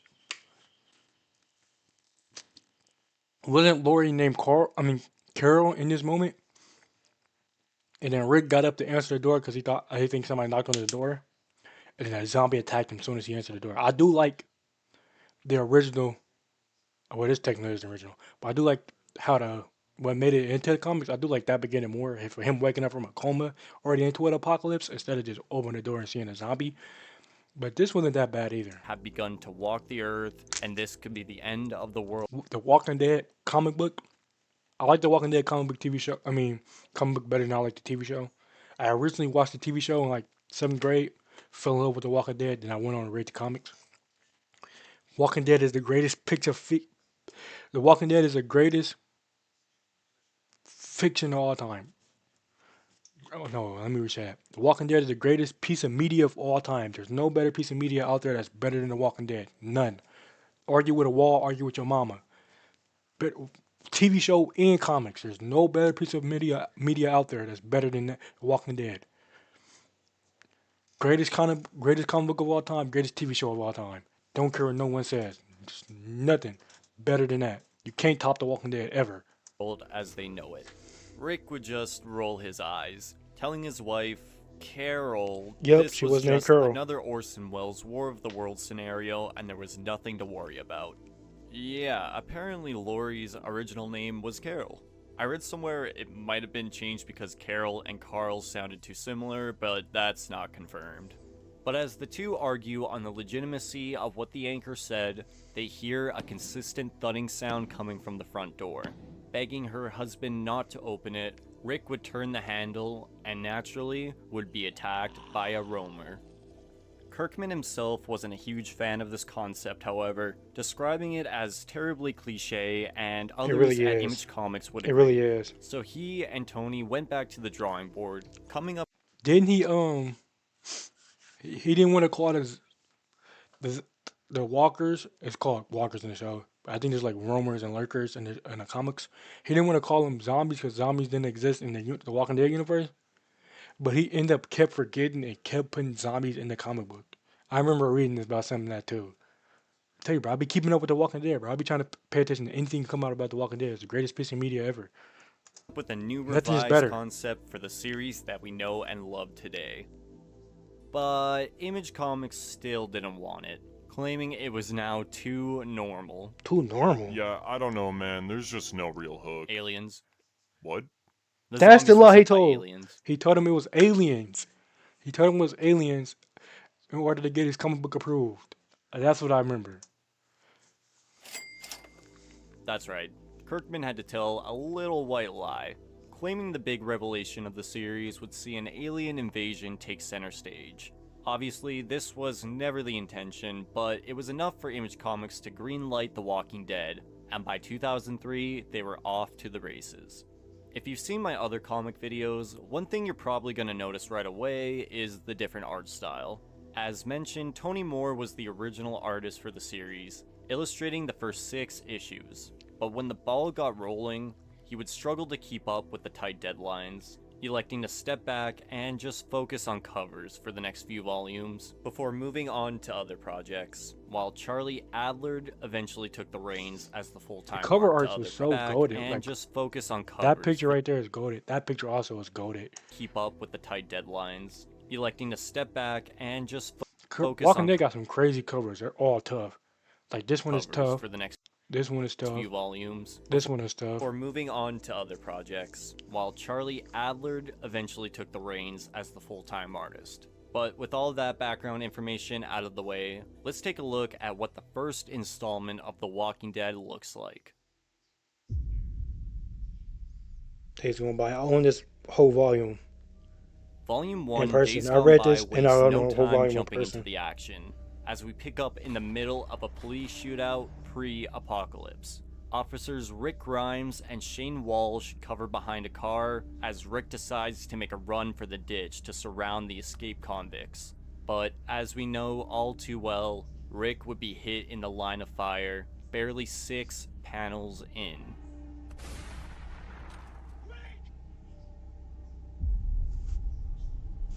Waking up in the hospital, dehydrated and weak, Rick would call out for a nurse, but nobody would come. Getting dressed and making his way down the halls, he would realize the hospital was silent and still. The only sound to be heard was the shuffling. I do feel like the Walking Dead TV show, like the pilot, did better than the comics. About especially how Rick woke up and how he went about it, and then the don't open dead inside. Yeah, I feel like the pilot did better than the comics. Arriving at the elevator and opening the door, Rick would be shocked to see a decomposing corpse fall to his feet. He would scream for help. Like, imagine being in this situation, bro. Well, imagine waking up except from for a the coma and you're in a cafeteria zombie that apocalypse. Rick would discover had been boarded up to trap a whole lot of sick people inside. Lunging out, Rick would tumble down the stairs along with one of the infected, crushing its skull in the fall before making his escape. But it wouldn't really be much of an escape at all, as he would quickly discover whatever was going on here was not confined to the hospital. It was everywhere. Lawns remained uncut and garbage blew across the streets. Something really bad happened while Rick was in a coma, and that would become even more apparent as a half-eaten corpse would begin wheezing and staring at the ex-police deputy. It was clear now something else was going on here. These people weren't sick. No living person would be able to move after that. So much suffering and death had occurred, but he missed it all. And from what he could tell, no help was coming. Rick would stop into what was once his home, where it lies ransacked with no signs of his wife Lori or son Carl. Hopelessly wandering around the neighborhood praying for a sign or a clue, Rick would suddenly be smacked in the head with a shovel. A man and his son stood over him as he drifted in and out of consciousness, waking up in the stranger's home under their care. The man introduces himself as Morgan Jones, and the boy who smacked him was his son Dwayne, who had mistook him for one of the roamers. Looking at him like he was crazy, Rick would explain he had been in a coma for the last month and had absolutely no clue what was going on. I feel Morgan like would fill the show did this part better than the comics books here, right here too. The Morgan and how Morgan originally acted, I feel like he acted like way more realistic in the show. Him tying up Rick, asking what's his wound, make sure he wasn't bit, none of that. I feel like that was more realistic in the show. Because keep in mind, it's like the beginning stage of the apocalypse, so you're not just out here killing folks. And you're not leaving folks to die like that. But you gotta make sure you got your son with you, so you gotta take care of your son. So you take him in, you tie him up, you ask him what's his wound, see if it's a gunshot or a bite or not a stab wound or anything. And if he said it's a gunshot and it didn't look like a bite, you help him out. And he turned out to be a cop and he didn't know he was in a coma. And now you got guns and you could protect your son a lot easier. And you got a vehicle now too, a crazy one. Yeah, I feel like Morgan in the show was handled more realistically than he was in the comics, I feel like. in on what he missed, describing how quickly everything went to shit. One day, everyone was walking their dogs and heading to work. The next, chaos. The media had no idea what was going on either, telling the scared population to relocate to the big cities as they would be easier for the military to protect. The only thing they did know was not to get bit or scratched by one of those things, that bike as looked that's so how whatever crazy. this was spread. Days later, the power grid would go down, leaving them in the dark ever since. Morgan would decide to take his chances along with his son in a small town, but if Rick's family were still alive, they would more than likely be in Atlanta. Stopping into the old police station, Rick would load up a bag of guns and ammo while setting Morgan up to defend his son. Rick has his destination, but Morgan still believes small towns are safer, electing to stay behind. But before parting ways, they would be interrupted by a roamer trapped behind a fence. Although Rick knew to aim for the head, Morgan reminds him that bullet will be needed for later, and noise is what attracts them. Setting off, Rick asks Morgan to watch his house for when he gets back, but on his way out, the ex-deputy makes sure to stop by the roamer who was left suffering and puts her down, representing the acceptance of having to get his hands dirty in this world in order to find his family, but also the sadness of the situation he finds himself in. Rick's journey to Atlanta would be relatively quiet, but before long his car would run out of gas. Coming across a farmhouse, he would discover the true horrors of this new world, as bodies from a murder-suicide lied on the floor. Some couldn't handle the weight of the new world, but Rick knew his family was out there somewhere and had to keep going. The farm had no gas, but it did have a horse that Rick would ride for the rest of his journey to the big city. But when arriving, he didn't see the military patrolling the streets. Instead, he is greeted by a horde of roamers. Rick would barely slip away from the pileup, but loses the poor horse he took away from his home. He surely would have died. This is like when they first really start differentiating from the TV show and the comics. Like in the show, I think this is where episode 1 ends. Rick falling off that horse, but he crawls into a tank. Right here, Rick don't crawl into a tank.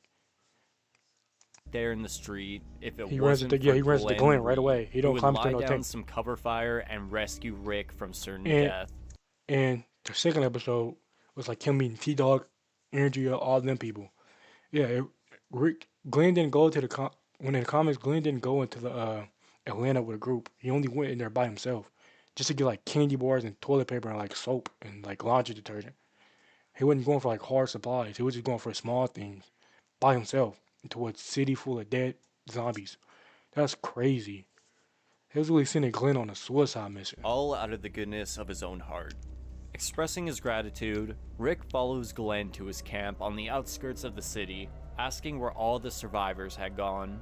Here, Glenn tells the naive deputy that was them trying to eat him back there. A handful of them had made it out at the beginning and set up camp, but that was about it. All congregating in the cities did was put all the food in one place, and the authorities had failed to protect them. Rick would fear his family was among the dead, but as the two approached Glenn's camp, those fears would be put to rest, as both Carl and Lori run to him, screaming his name, embracing the father and husband they believed to be dead. Holding his family tight, Rick would be approached by a familiar face, Shane, his partner and best friend. Shane was also more different in the comics than he was in the TV show. In the TV show, Shane was like, people seen Shane as this, he knew how to live in this world. He knew what to do to survive. In the comics, Shane thought the military was gonna come get them. It was gonna come save them. That's why he wanted to stay near Atlanta. That's why he didn't want to move to camp. Because he really thought the military was gonna come save him. Obviously, he still had his crush for Lori. It wasn't that deep as it was in the show. Because in the comics, he only slept with Lori one time, I think, before Rick came back, if I remember correctly. But in the show, it was like a real deal thing because she really thought Rick was dead, and she moved on, kind of, till he came back. But in the comics, like Shane, he really thought the military was gonna come save him. Like that was gonna come through, and he didn't want to go back and lose out on military helping him and getting warm showers and a nice bed. All that. It was so different in the comics. It was crazy. Friend who led. And Rick didn't kill Shane in the comics. Carl did. Carl the one that shot him. Carl and Lori away from the city when everything went down, as a sort of way to... And then later on, Rick, when he was at the prison, Rick, I'm gonna say that for the next, when he gets to the prison arc, because I'm gonna try to watch this whole series. But yeah, I'm gonna say that what I was gonna say to the prison. To apologize for letting Rick get shot, in his words. This was the best case scenario Rick could have asked for. He had found his family against all odds, and his best friend too. Following the reunion, Rick would be introduced to those around the camp. Some you may be familiar with if you've seen the show adaptations, such as Andrea, her sister Amy, Carol, Dale, Sophia, Dale, and Jim. But also a few faces you may not be familiar with, such as Alan, Donna. But in fact, I think a lot of people know this now, so it's not really a fun fact. I don't know how many people actually know this, especially Walking Dead fans, they might not know this. Daryl didn't exist in the comics. Daryl or Meryl, they never existed in the comics. There was TV show originals, and he happened to become the biggest character in The Walking Dead. But yeah, those TV show originals. I think a lot of Walking Dead fans know that now. But yeah, they didn't exist. And their twin sons, Ben and Billy. Okay, they were actually adapted into the show in season 3, but their story's pretty different. I didn't know that. Who really remembers these guys anyway? Actually, Ben was technically adapted twice with Lizzie in season 4, but that doesn't really matter.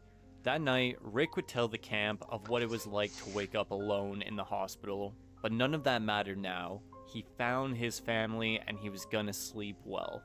The next morning, Rick would get adjusted to life at the camp, but Dale would pull him aside to let him know, despite their Lori history, was also kind of different in the comics. Like, she didn't like really try to. When Rick came back, she didn't really try to be friends with Shane. Like, she didn't really have no conversation with Shane other than like, my husband's alive or something like that. Leave me alone. Like, she didn't really entertain Shane like, at all in comics. Where in the TV show, she would have these like one-on-one conversations with Shane's, and it would kind of mess Shane's head up a little bit. Obviously, she didn't want to be in a relationship with him anymore, but she didn't want to like hate him either, and that messed Shane's head up. But in the comics, she didn't really have no conversation with Shane. Shane doesn't seem happy Rick And is she back, also spit on his grave, too, which is crazy. and that he wouldn't trust him around his wife. Rick would initially blow off Dale's warning, but he should have known no stranger would let someone know that without any merit. Later, while out hunting, the partners would come across a single roamer gnawing on a deer.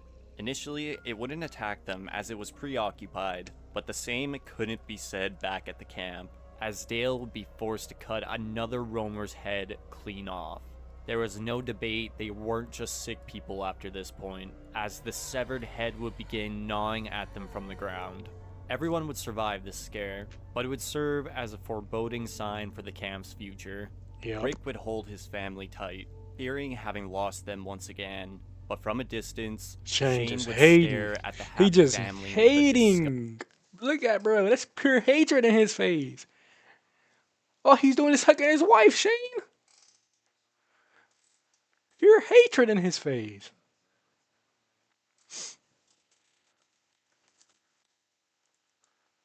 I gotta get a screenshot of this pure hatred, man. Damn, can I get a screenshot, bro? It's not gonna go deeper than that.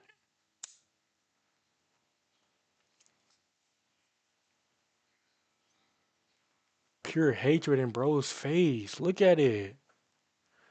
Disgusted look on his face that spoke 1,000 words. Maybe Dale's comments earlier were warranted Hey, after all. Dale might be But your future. later that night, Rick would approach his partner with the proposition of moving to someplace safer, which Shane would outright refuse, still believing the government was on their way to clean this mess up, and they just needed to sit tight. Rick disagrees, but trusts his friend, letting him know if they were staying, he was gonna head back into the city for more weapons and ammo, which is exactly what he would do. Yep, that whole I forgot what that was called, but that group in season 1 that was taking care of old people. Yeah, that never existed in the comics either. Yeah, they never went on that mission. Glenn never got kidnapped. They never went on that mission.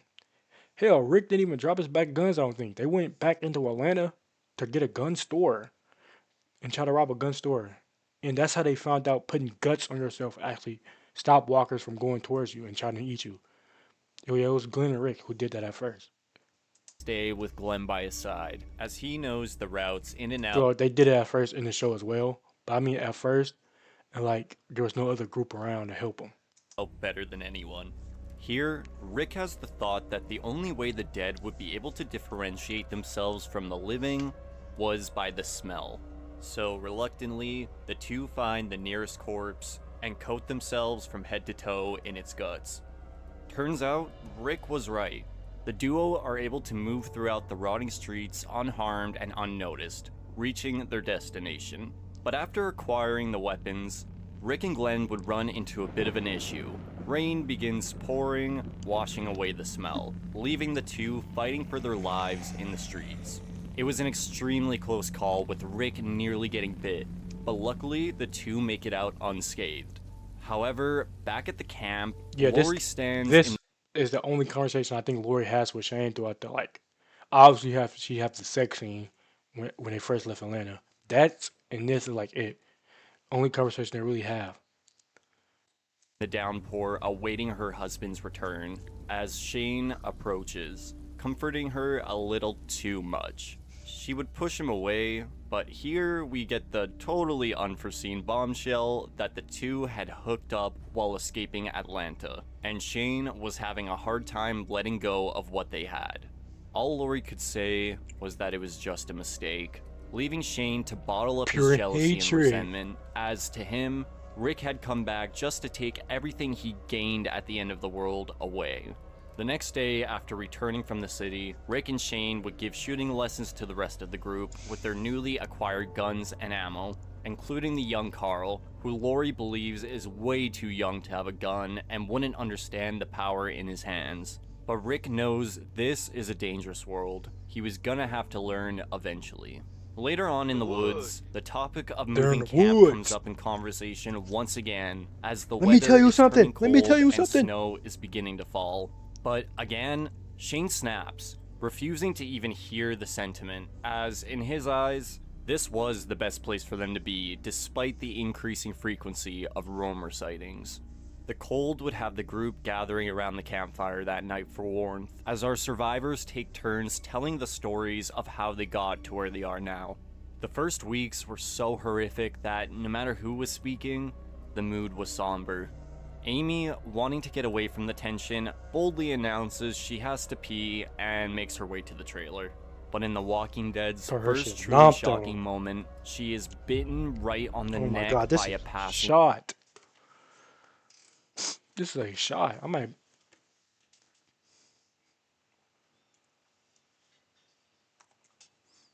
Hold on. Thumbnail material. roamer, accompanied by an entire pack on its tail.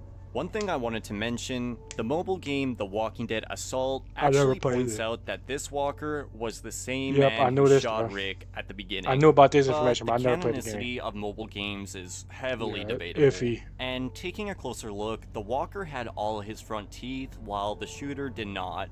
So, I don't know. Let me know what you think in the comments. No, I don't think it's it. Amy falls to the ground, choking on blood as our group panics, frantically firing their guns while Andrea cries over her sister's dying body, before putting her down to prevent reanimation. The survivors would be successful in clearing the dead, but Amy wouldn't be the only victim in this attack, as Jim reveals he had been bit on the arm in the chaos. The next morning, the survivors gather around the newly dug grave and pay their respects, as Jim's infection begins to take over. Morale was extremely low and food was running scarce, so Rick, Carl, and Shane would go out to hunt. Carl makes a comment about having less mouths to feed, which sets something off within Shane, screaming to Rick that this wasn't his fault, and staying at the camp was still the right move as they would be lost out in the wasteland. But Rick fights back, making it clear he believes this will only continue to happen if they don't do something about it. They were too close to the city, and sooner or later another pack was gonna come by, which scares Carl into running away crying. The debate would be put on hold for now, but Shane wasn't going to let this go, believing the real problem within their group was actually Rick. Back at the camp, Jim has reached the end of his fight. Having lost his family to roamers early on, his last wish was to be left to turn, so maybe one day he would be able to walk with them again. Obliging his request, our group would say their goodbyes and leave the man to rest. The next morning, Rick wakes up preparing to go on another hunt with Shane, but after letting him know they had some serious shit to sort out, Shane swings on Rick, screaming Jim and Amy weren't his fault once again. Kinda was your fault, buddy. Y'all should have moved that camp. Atlanta was too dangerous to stay by. The military wouldn't come to help you. All you had to do was look around. Shane was just delusional. Is that he was delusional in the show? He was delusional in the comics. But as Lori defends her husband, calling him a lunatic, Shane takes a look around, realizing the entire camp was looking at him like he was the monster, and storms off into the woods. Following close behind, Rick would demand Shane stops, but the man who was once his best friend and partner snaps, pulling his shotgun out with tears flowing down his face. Here, Shane tells Rick exactly how he feels, how he has nothing in this world, no friends, no family, and now no respect either. He had believed Lori would eventually come around to loving him the way he loved her. But when Rick came back, that all fell apart for him. Before, people looked to him as a leader, but now Rick had taken that away too. It's unclear exactly what his plan was if he were to kill Rick here, but it wouldn't matter, as Shane would be shot through the neck before making his choice. And on the other end of that bullet was Carl, screaming at Shane not to hurt his dad again.